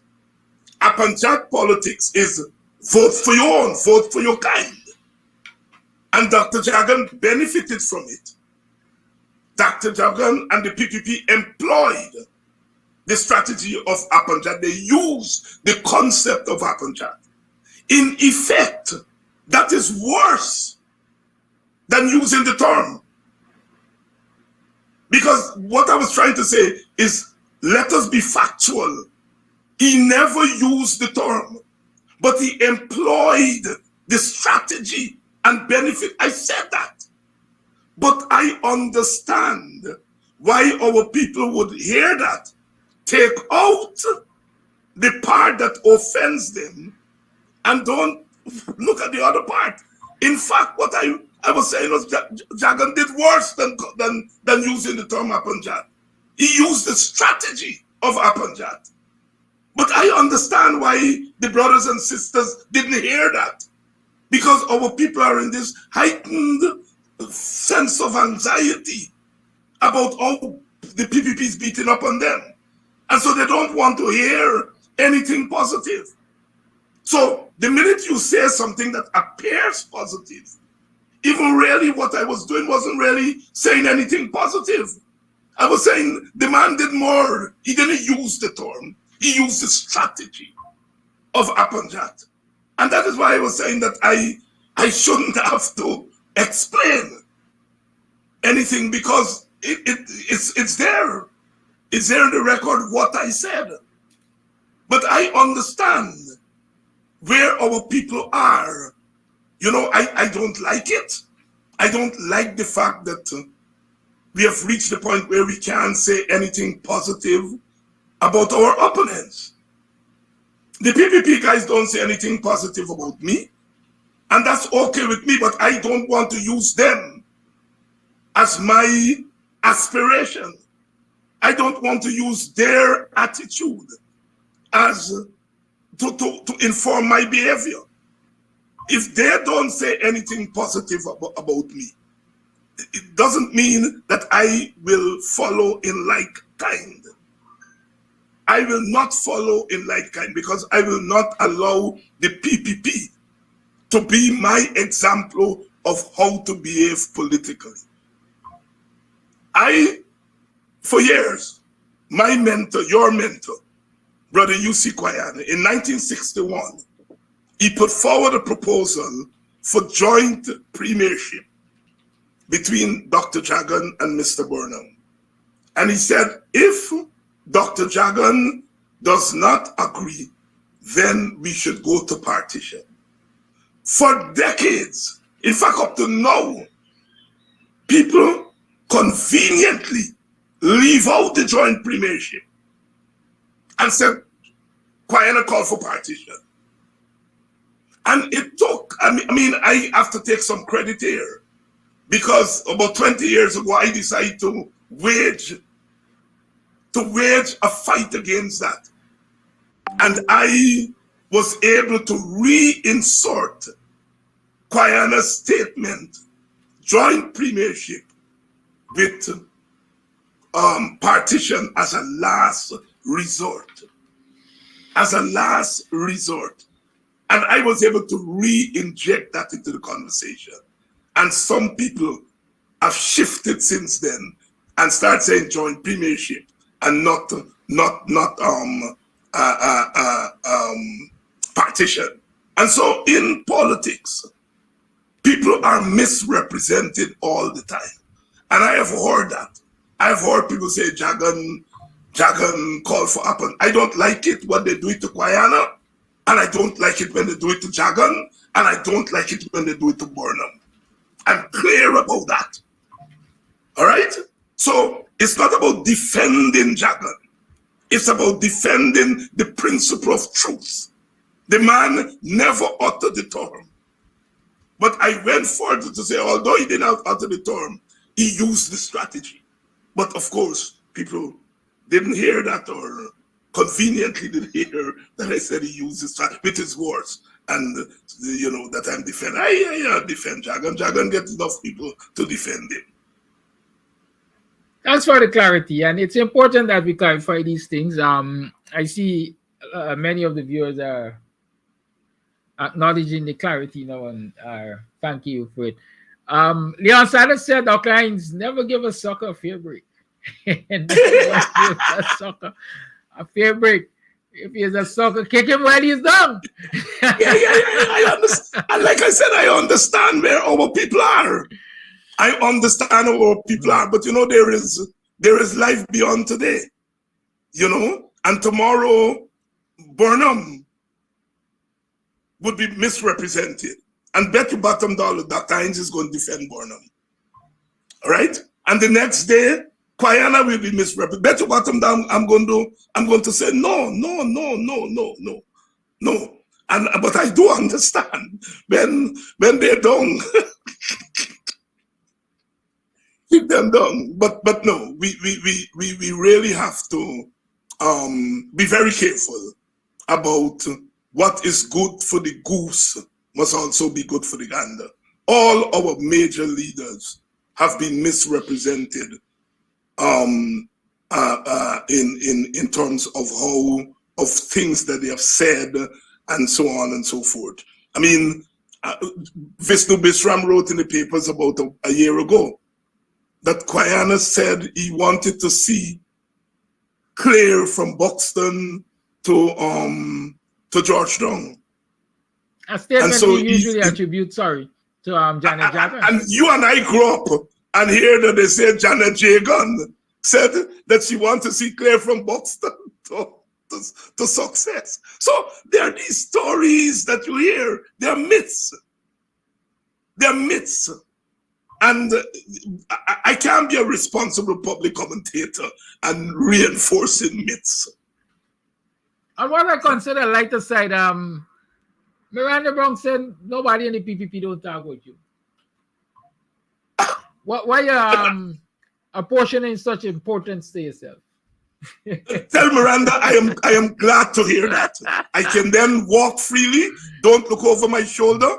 When people are telling me, Dr. Hines, be careful, I can tell Miranda I'm glad to hear that. I'm so glad to hear that. Very well. I'm also in the comments here, someone is saying Dr. Jagan's actions spoke louder than his words. Basically saying similarly, he didn't use the words, but he benefited from the use of the words. And I agree. Right. I always, there's a big debate going on about Jagan being a communist and so on, and Jagan was a communist. But Jagan was a communist who used ethnicity and race as a mobilizing tool. Nathan Fraser has an interesting comment here, and that is, if you were to be the president of this country, you'll be trapped, just like Granger.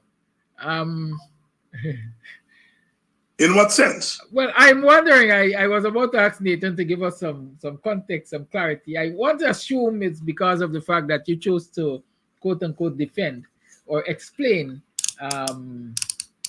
clarify the APARTHEID statement attributed to Okay, okay. But I can tell Nathan, you see one of the and this is for Miranda too.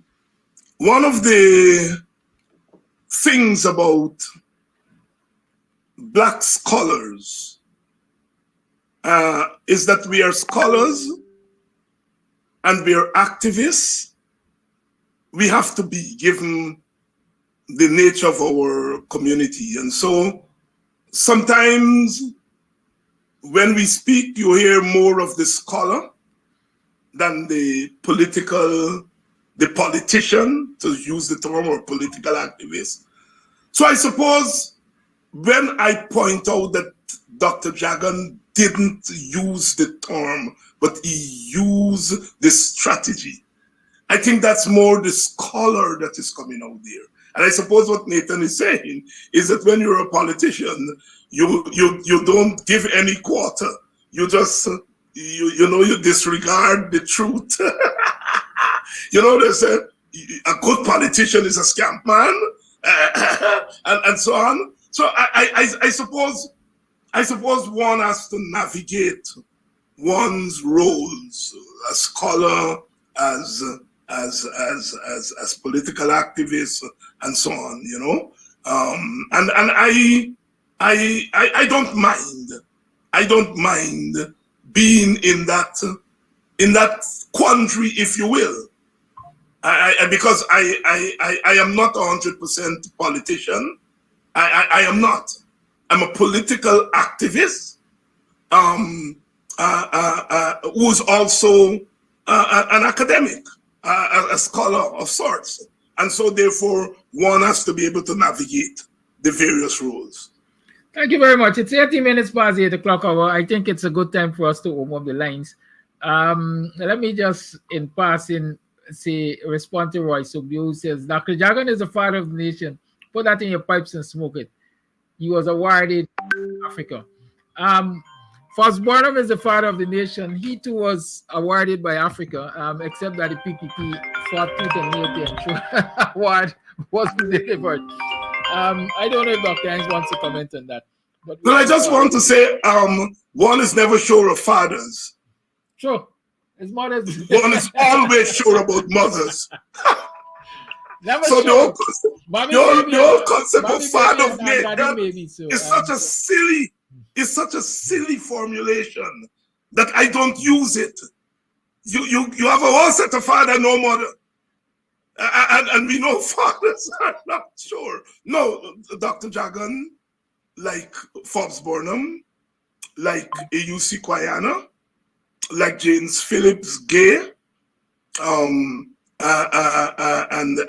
others, some of them I'm missing here, are pioneers of our post-colonial struggle and our post-colonial. I prefer to use pioneers. They were pioneers. I don't like this whole thing with father. It's so sexist and it's empty. It's empty. When we talk about India and Africa, we don't say father India and father Africa. What we don't say mother Africa, mother India. We're sure about mothers, not always sure about fathers. So it's a silly formulation, both from those who say Burnham is the father of the nation and those who say Jagan is from the nation. They are pioneers of our post-colonial struggle, and I think that is as much accolade as one can get. It's a good fact to recognize that it was a collective. There's no one man or woman who would have taken us from there to here.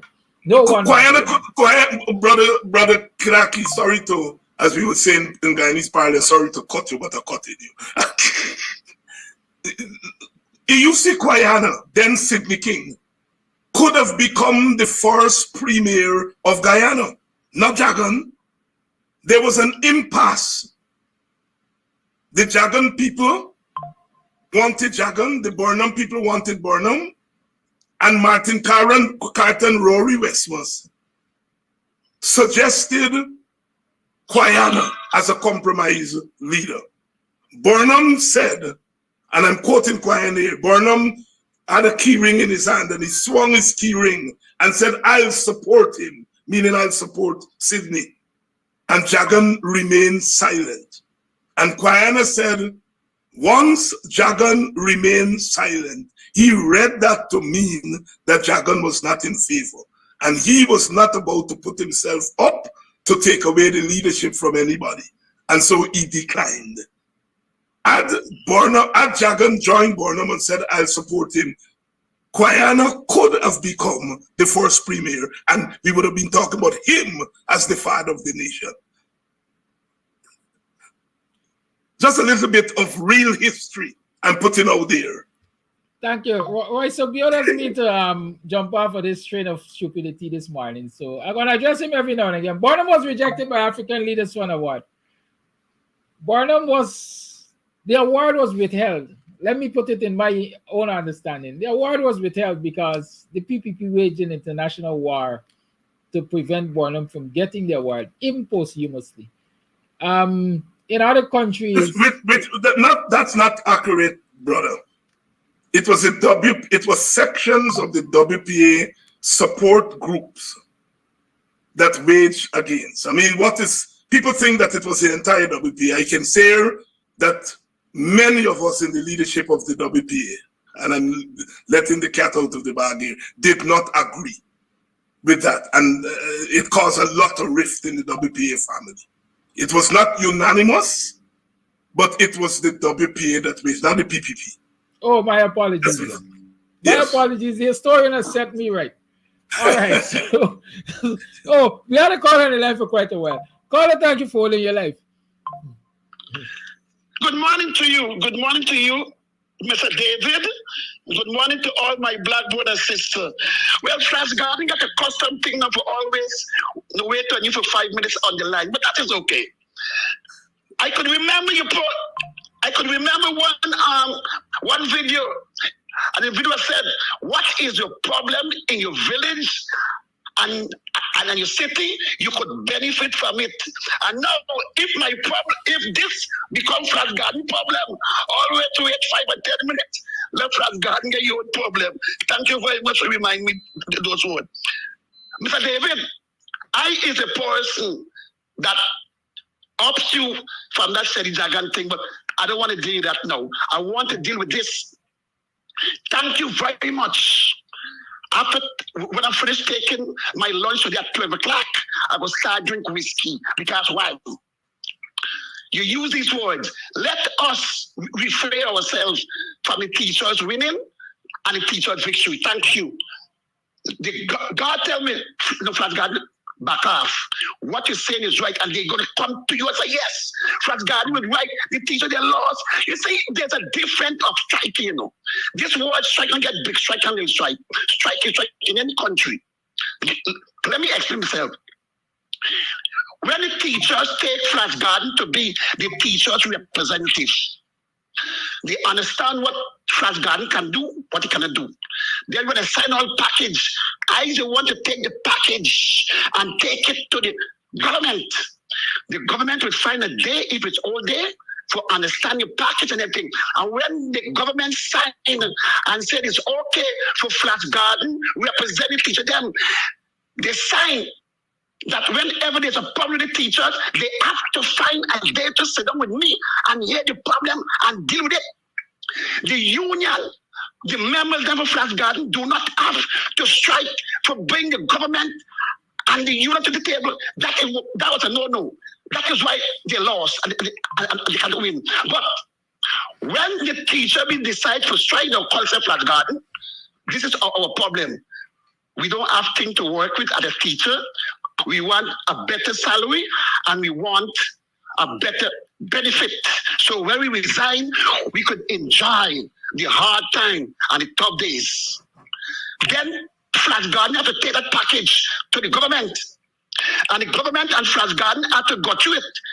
And if them said no, Then Flash Gardner to take back the package and give it to the members them.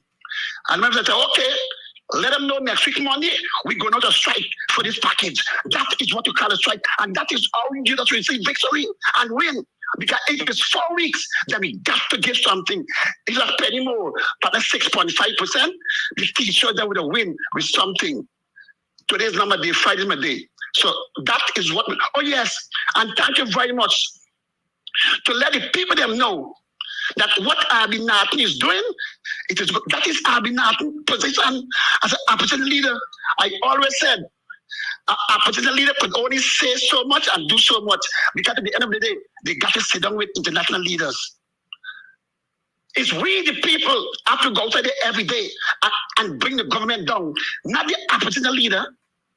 He could just advise you guys what to do and do it in the right place. There is 2 victories you may get for Abi Narton, because he's doing Abi Narton working, but he cannot tell us everything going to tomorrow morning. Thank you very much for your time. Thank you for your call. It's 27 minutes past 8. Excuse me, past 8 o'clock hour. The lines remain open. Lock lines, anything you care to say? Yeah, I would like to tell Flash Gordon to take a good hearty lunch at midday, and then about 2 or 3 swings of whisker. But just to say, if we take off the table winning, then we have to take losing off the table. The Marxists like to use a term called dialectics. You know, if we take winning off the table, then we have to take losing off the table, because win and lose are connected. And so I was taking both winning off the table and victory off the table, and also taking losing off the table. So I'm saying, let us not frame it in a win-lose context. So I would take losing off the table too. You know, I always tell my students that, you know, if people want race to go away, I always tell my students, if blackness goes away, then whiteness goes away. If whiteness goes away, blackness goes away. Because the two are connected in terms of how race is conceived. So let us take both winning and losing out of the discourse.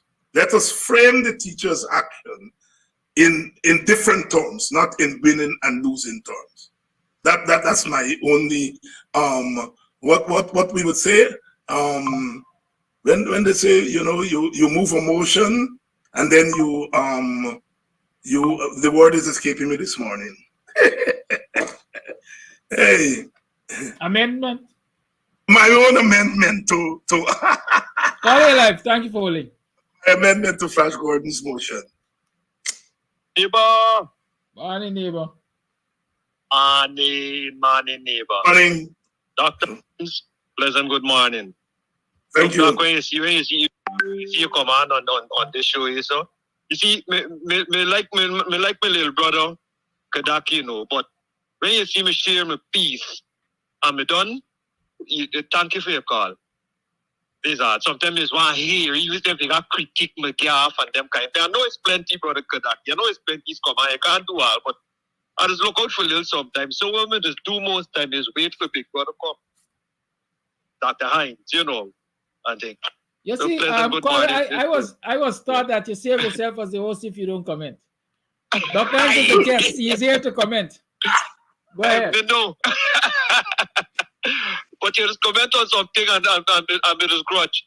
It is grudge. A little bit like your comments, but it still feel, you know, left out. Anyway, blessed love, brother. Listening to the program, you know, listening to Gab now, I think concerning some when you're addressing some of the with the trolls them on it. And you know, it's something that is really struck me. Some of the people that come on, especially with all due respect, you know, some of the Indian brothers, them, and most of them will be male, this come on. You know, it's like every time you come, you just come to be bitter. You know that when you come on program like Buxtonian morning time, and you come on program like Politics 101 and In the Ring and FYI, you know you're coming for hear the truth. The other side where you own party, your own people that will support, you don't hear from. And you see things going on. You see wrong going on. So we you come on the program them and you spend your whole hour and a quarter and them kind of things. You can't go by critics and them and hear them because they're not going to tell you the truth. And for know that these brothers just come on and them kind of thing. And the critic never even constructive. A set of bitterness all the time. All the time. It is be so sad. You know? They don't use that thanks to 1 hour straight. Them just come on. And just get the whole time to listen and them kind of thing. And instead you look forward for nice little meaningful critique and them kind of thing that you could have to share you and them kind of thing is a whole heap of bitterness. I never hear none of them come on and said nothing good but born them. And I sure some of them dog were born, they didn't even born when born them there. And some of them stifle the conscience because look at this, they support them would they get in the hierarchy of the PPP and them. They enjoy the constitution what they say for no more. And the institution will born them create NIS and them kind of thing. But you're hearing nothing concerning them kind of thing. It's sheer bitterness right through. What more these people want from us? What more they really want from us? Eh? What more they really want from we? But you know, we're not going to put them off. But I just want to let it know that they just childish. They just lot. Them and got no deal, no nothing inside of them. Instead of find something good to do. All just come with sheer bitterness all the time. But we got a skin for take them. But you just got to highlight some of the things, some of the nastiness in them, man. You know. Anyway, have a good time. Thanks for having me. Thank you, caller. My concern. Thank you, caller. Blessed. You know, the one thing we have to recognize is people get hired to do certain jobs, and if they're hired to do that job, then they have no choice but to do that job. If they're being paid to be malicious and wicked and bitter, then that's what I got to portray. Otherwise, they would be dismissed for want of performance. Call your life. Doctor, I'm sorry, but yes. Yeah, you'll comment after the call. Yeah, caller. Yes, good morning, Dr. Hines, and good morning, Mr. Amsterdam. Good morning, all Guyanese, and good morning, all Guyanese in the diaspora. I'd like to talk about two topics this morning, Haiti and Guyana Elections Commission. Caller, we have 26 minutes. I would suggest you keep those topics for Friday when it's Free Talk Friday, or tomorrow when you would have more time. Your choice. I don't need more time. I just need time. Go ahead, sir. Thank you. Now, in Haiti, what we have, and why I'm bringing this issue up, is because the same things that we use in Haiti to remove, same things that we're moving Guyana to remove David Arthur Granger, a core group of nations. We were speculating that Mia Motley, Ralph Gonzalez, and Mr. Golden from Jamaica were possibly working with some sort of underhandedness. Now we're seeing it's deliberate that Mia Motley, Ralph Gonzalez, and Jamaica are at it again. This time it's in the open. What they did to Guyana to remove a regime change for David Arthur Granger, they're trying the same regime change with Ariel Henry. Unfortunately, he got caught up in that because he was part of that. But let's look at the modality in which they used. The same principle, the same three musketeers. Now, this has been done by way of a resolution to the United Nations. It's not by coincidence that Carolyn Rodriguez is now president of the Security Council. That's all by design. Now, what they do quickly, they put together a core group, just about 12 countries. They go for a resolution. They ask the resolution to regime change Granger, or, for example, to regime change Ariel Henry. They didn't ask for a resolution to regime change Granger. But it's the same core group. And they're using it around the world to remove people who they choose. They tried it similarly with other countries, namely Venezuela. And while Venezuela is our enemy, we must look at the modality which they used. So I want Guyanese to see that what Mia Mottley and Irfan Ali, the hypocrite, who banned Haitians from coming to Guyana, all of a sudden now is making a 180 turnaround to help Haiti. Barbados didn't want Haitians in their country. Guyana didn't want them in their country. How come now they are so helpful? It's because they are both working. And we must see that Irfan Ali is working for the American government. And we must call him out on that. And we must call Mia Mottley, and we must recognize that what's happening in Haiti now is going to happen in Guyana again. It happened in Guyana under who? Under the Granger administration. It's curious to me how the Speaker of the House during David Granger administration allowed that no confidence vote to be accepted on the floor. That's the area we need to look into. Who was he working for? Because I don't see that kind of a behavior coming from Mansour Nadir. Mansour Nadir would never let something like that happen. So it's very suspicious that the Speaker of the House in the Granger administration allowed that no confidence vote to come. Who was he working for? Is a possibility that he is doing the same types of things that Mia Mottley and them are doing. Is the possibility I'm looking at. GCOM. I heard Dr. Hines talking on the show the other day about the GCOM list and biometrics. And I said on the show previously about a week or so ago that we can go to the court, Dr. Hines, because as you pointed out, biometrics is being used. You alluded to that on your show. I know biometrics has been used for the passport, I said before. Biometrics has been used in the police system. Biometrics has been used all over GCOM. So how can biometrics be used in other agencies, Dr. Hines? And it's not equally been allowed to be used in GCOM. So my premise, my point is that GCOM is not been afforded the equal access or the equal protection of the Constitution. Because we, the voters, Dr. Hines, who would vote for the WPA or would vote for the PNC, when we put our votes aren't being equally protected as persons who are being equally protected by the passport office or the finance department or the banking department or the NIS or the TINT number. They're having protections by the Constitution over there. What about us when we go to GCOM to exercise our franchise on a universal suffrage? We aren't being protected. Why so? Because our identity is being impersonated. How do we protect? How do we use equal protection clause to protect our identity for impersonations? There is a list of evidence for impersonations, so we can't say that we don't have the evidence because there are people voting. That's impersonation.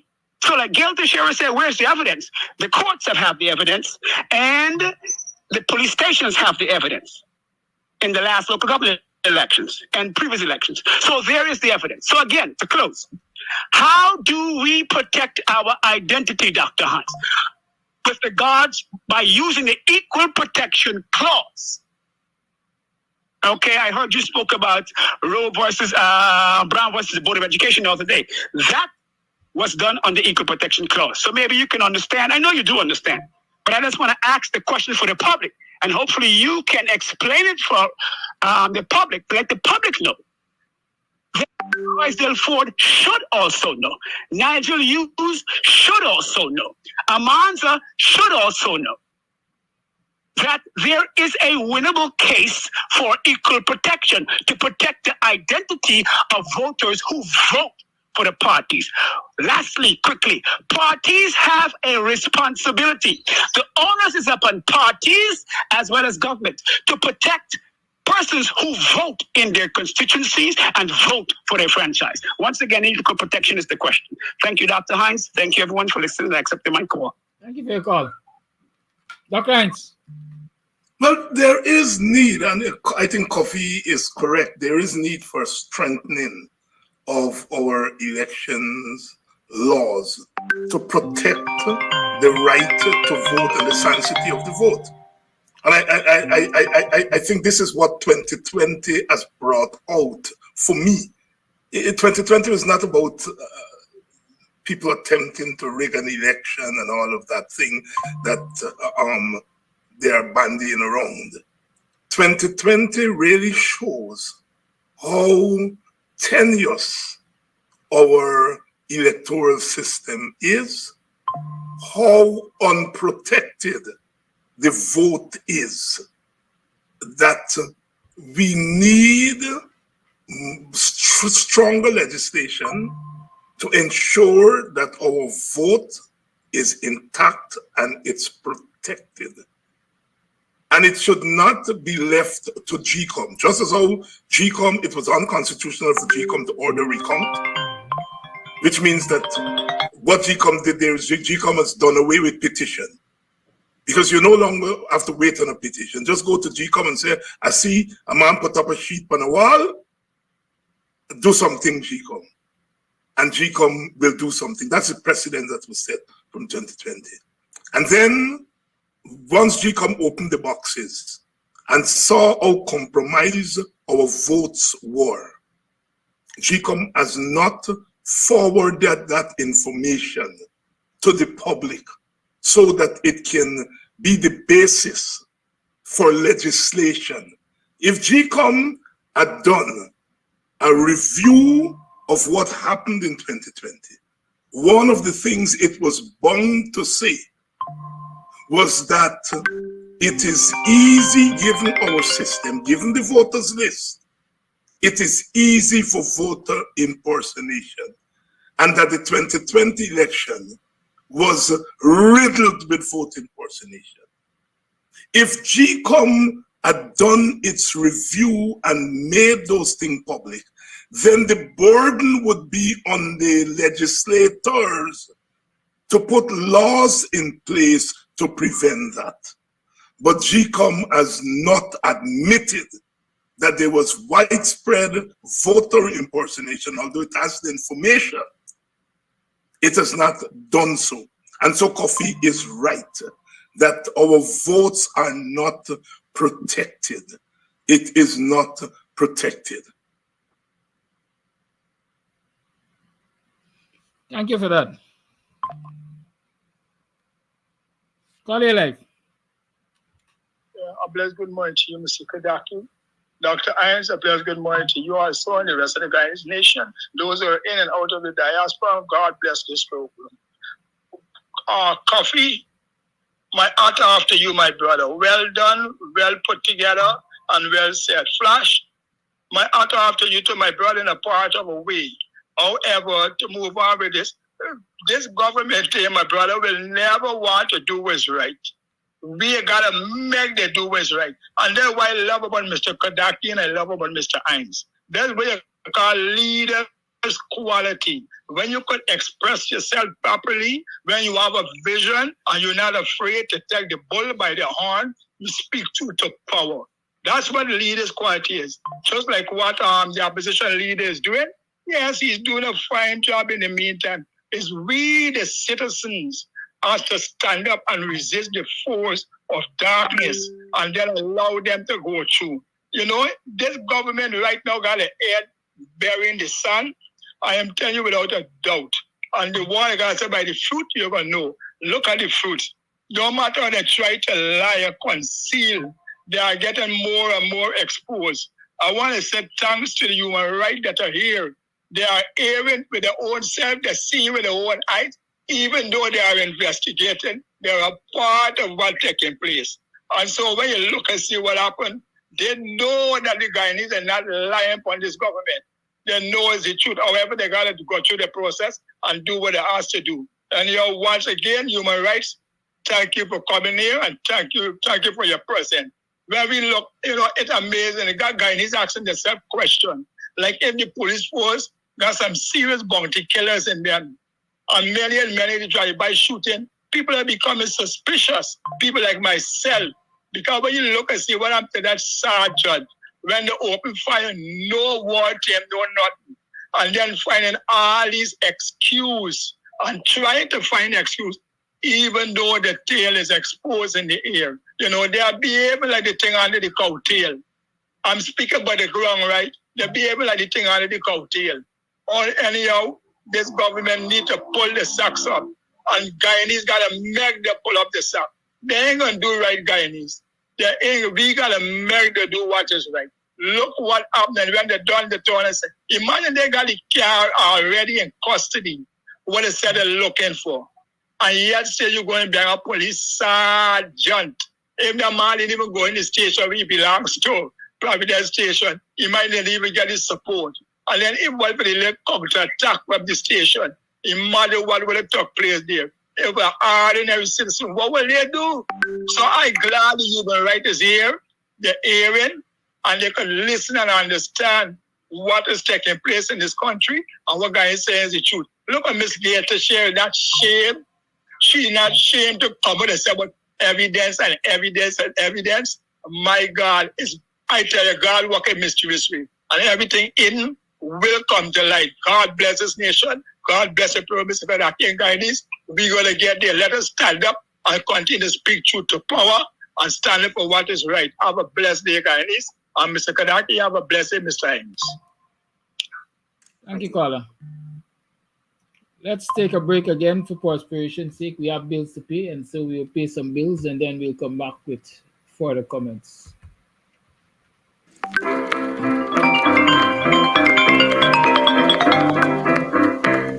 Hey fans, it's karaoke and oldies night this and every Thursday at Club Twilight Sideline Dam, Buxton.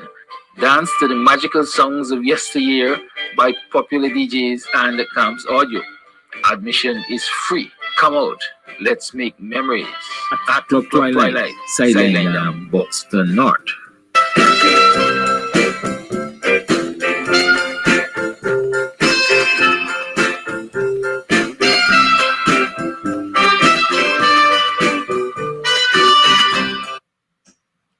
Remember, if you're looking for consultancy services in relation to immigration law, to contact Mark Benchcap on 917-714-1082. 917-714-1082. In relation to citizenship, visitors visa, visa denials, asylum cases, delayed petitions, family-based visa adjustment of status, derivative citizenship, revoked visas, based on overstay and board, etc. Right? Remember, Mark Benchcap is the matter consultant, the Benchcap Consultancy on Immigration Law. 917-714-1082. Caller. Caller, live. Yes. Good morning, Kadaki, and good morning, Dr. HINDS. Dr. HINDS, after listening to your program last night, where you gave that detailed analysis of the situation in Guyana now, and concerning the voters list and biometrics and the options on the table for Guyanese in a way forward. It was excellent for me because I listened keenly and tried to make sense of every word that you said. Anyhow,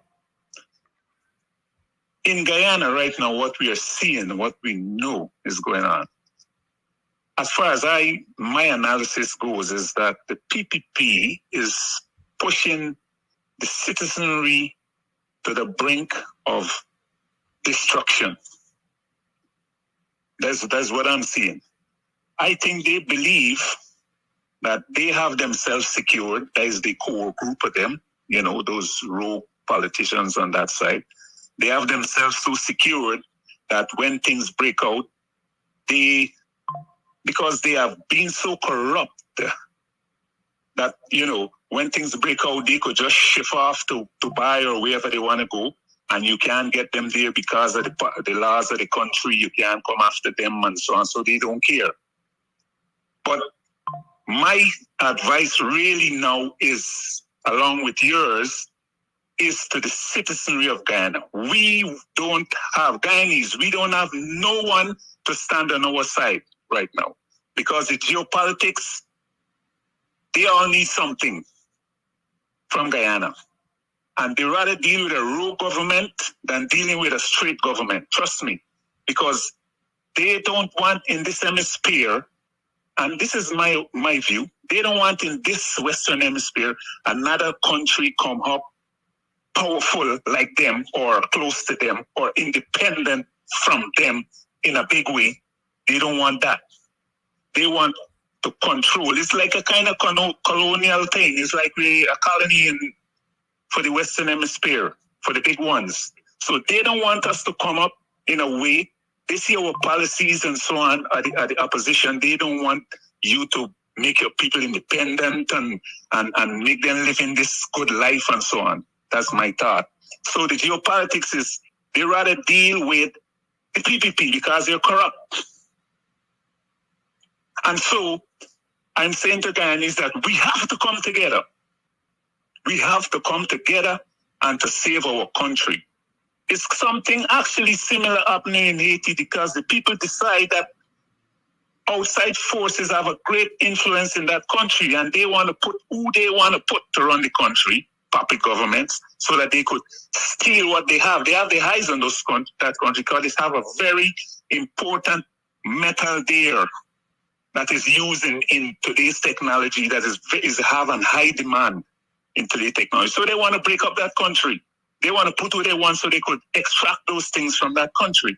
But Guyanese have to understand we are similar because of our natural resources and so on, our land space and all these different things, our geographical position to certain places. They need Guyana. And so they will not be on our side because we look like we are a straight set of people. They don't want to deal with that. CIA money is United States government taxpayers' dollars that is used externally to bring a country or a regime into what way they want. So all these things we have to think about. We have to think about them. So what I'm saying, Guyanese, we have to come together and fight our fight. We can't depend on nobody outside. We can't depend on nobody around. And if we come together as one, we will be victorious. And that's what I want to say. Thank you. Good morning. Thank you, caller. Let me play. I have a few voice notes I want to play, and then I'll perhaps reopen the lines or go to Dr. Hines for closing comments. Good morning, Mr. Amsterdam.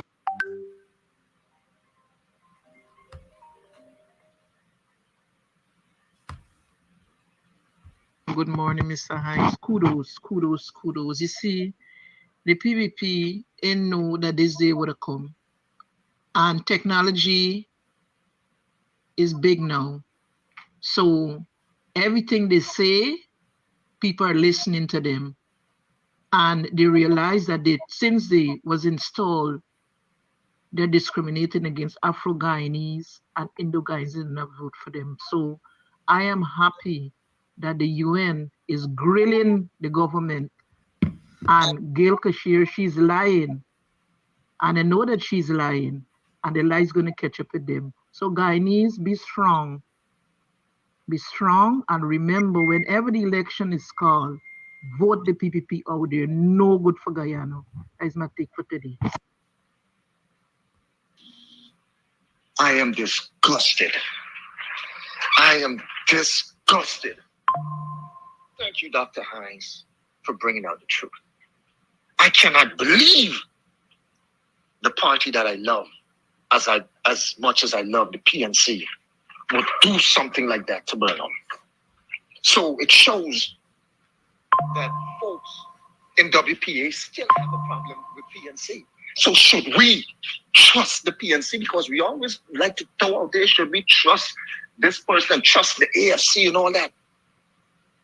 This level of wickedness is always our people wicked to each other. All these years, the PPP in office. So WPA had all the time to see the wickedness.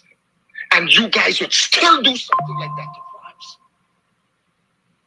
Why are our people so wicked? And Dr. Hines, I'm hoping that you're not one of those people that voted to push that issue forward, to not give FOBs his due. I am hoping that you were not one of those people. I am so disappointed. I'm hurt to the core that it's the WP. I was expecting that from the PPP. The PPP would never on earth go against their most wicked, devious, selfish, nasty leaders. They would never vote against them if this was to come up for them. They would sit back and accept that award. Bro, it's always black people who dragging each other down. I can comment on that, but Dr. Hines will do that to us at the appropriate time. Good morning, Mr. Kadaki, and good morning, Dr. Hines. Good morning to all viewers. I love this program this morning, Mr. Kadaki. I am 64 years of age and I never heard all of these things yet. Yeah, to teach the youth to know going on. From the Dr. Jagan time to Forbes, Bonham to we never hear them thing this man. I could have got to my grave. I could have got to my grave. Imagine I'm 60. This is 24. The first time I heard about this, them thing this year, man. Good information. Teach. Trying to share a beat and teach. Good morning, Mr. Kadaki and Dr. Hines. I love this program. So we got that one already. I think there's one more I need to play. Is there one? Where is it? Say yourself. All right, I think I played all of the voice notes. Dr. Hines, the mic is yours. Well, the caller who is surprised at the WPA's or members of the WPA opposing Burnham getting an award from the South Africans. Obviously, the caller is either not au fait or refuses to be au fait with the relations between those two parties. It's it's a tough relations, and I think we should be celebrating the fact today that the PNC and WPA are talking. They even formed a coalition. The APNU was PNC and WPA formed it, and the APNU was the basis for the coalition government. I think we should celebrate how far the two parties have come, rather than to look back and see which one of the polls won and so on. At the center of the, if I may say, at the center of the opposition to Burnham getting the award was the assassination of Walter Rodney. So give context. And that incident will always be a sore point between WPA and PNC people. It will take time before that goes away. But I wouldn't be so over emotional about it as the caller was if he knew the relations between those two parties and to see how far they have come.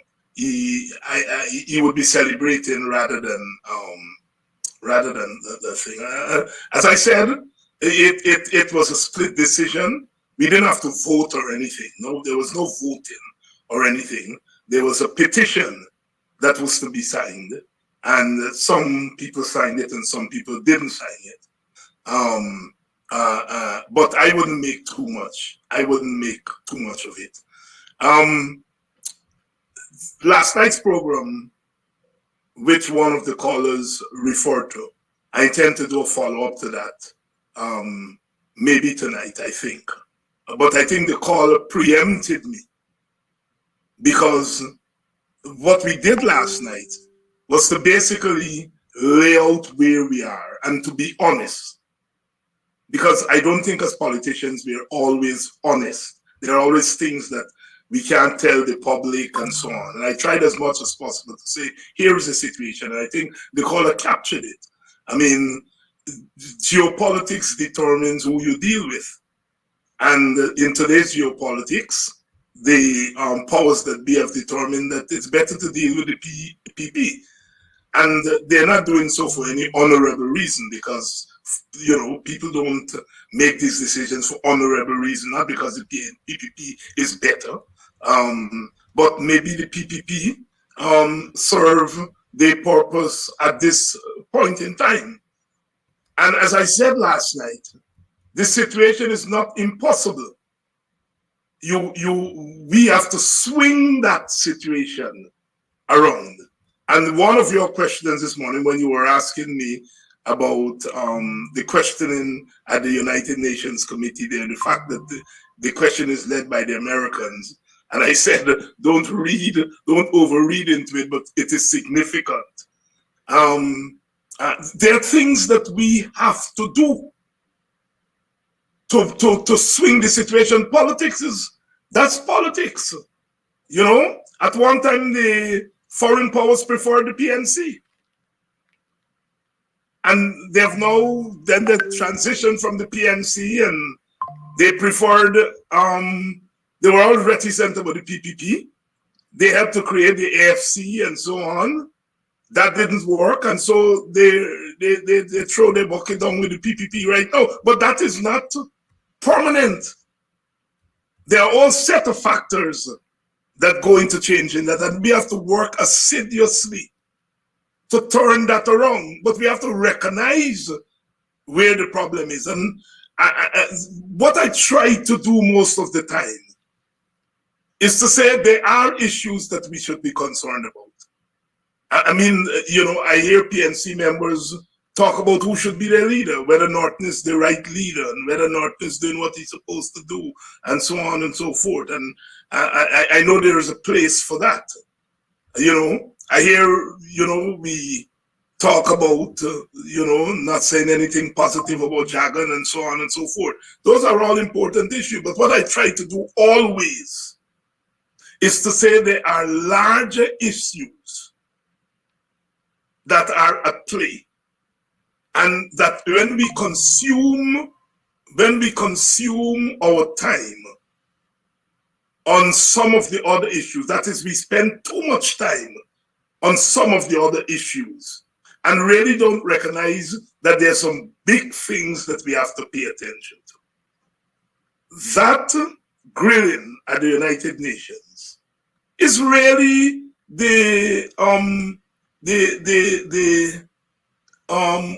consequence of the hard work that we've been doing.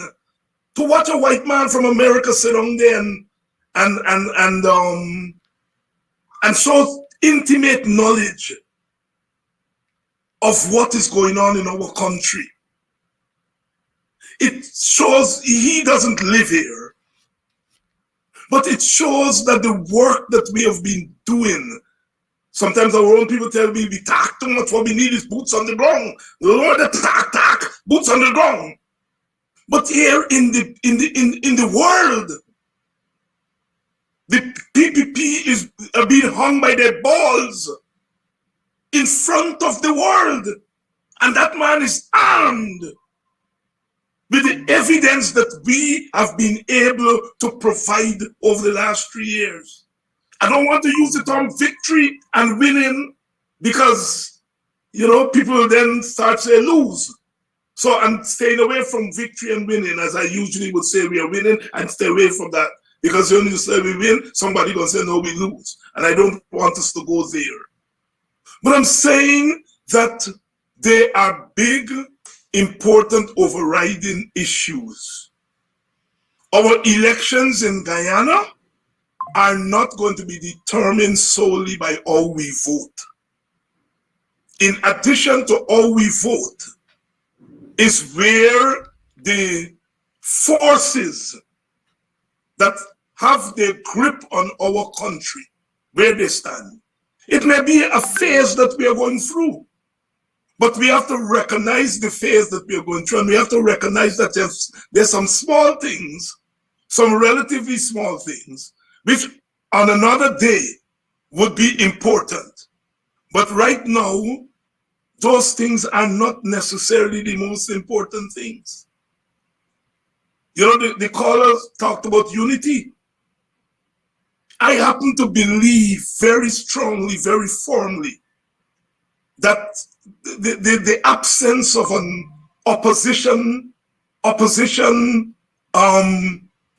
coalition, a coalition of all the opposition forces, we don't have to worry about what we disagree on.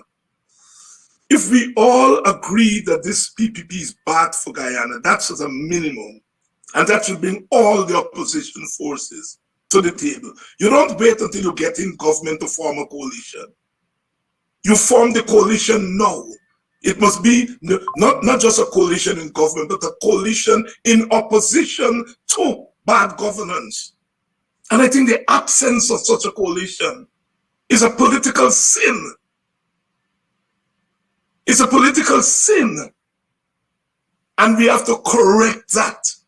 That's one of the places that we need to go. We need unity and minimum unity. Because you're never going to overcome the forces that we are up against, both national, domestic, and international, by being disunited and this body in their own corner and that body in their own corner. We have to develop this culture of a united front against the bad and terrible regime that we have. You couldn't beat fascism. You couldn't beat apartheid in South Africa by just the natives fighting in there. The whole world. And so we in the opposition have to recognize what we're up against and devise the strategies to overcome it. There are challenges, but they're not insurmountable. They're not insurmountable. And I understand our supporters. That is why I'm always with our supporters. Our supporters expect this thing to be done with tomorrow. And it's difficult to say to people, but no, it ain't gonna done tomorrow. All right? We got some hard work, some heavy lifting to do. It's difficult to go to your supporters and tell them that. But we have to tell our supporters the truth. As I said last night, as it relates to election, we have to clean that electoral machinery. If we don't clean it, come election time, we will have to go into an election accepting a dirty machinery, which means that in a backhand way, we are endorsing the a dirty electoral machinery. You could win with a dirty electoral machinery, but it's more difficult to win an election with a dirty machinery. On the other hand, if you decide you're not going to contest with a dirty machinery, you are leaving the field open to a government that already wants to get its hand on everything. Can you imagine the PPP with 65 seats in parliament? It would be as dangerous as a PPP that is rigged into government. So that's the challenge we have. The possibility of going to an election with a dirty machinery and the PPP rigging itself into office. Or we don't go with a dirty machinery and the PPP goes into office as if it's legitimate with 65 seats. That's a difficult dilemma, if there is such a thing as a difficult dilemma that we are facing. And our supporters have to be aware And we have to make a decision. Are we going to fight Aubrey Norton now? Are we going to fight the AFC now? Are we going to fight WPA and Burnham now? Or are we going to put those differences aside and recognize that we need all hands on deck, all brains on deck to come up with the strategies and tactics to overcome that dilemma that I just outlined there? This is not the 70s when you could have flirted with revolution. In the 70s, we could have flirted with revolution, and we did have revolutions in the 70s, whether it's the Nicaraguan revolution, Grenadian revolution, etc., etc., etc.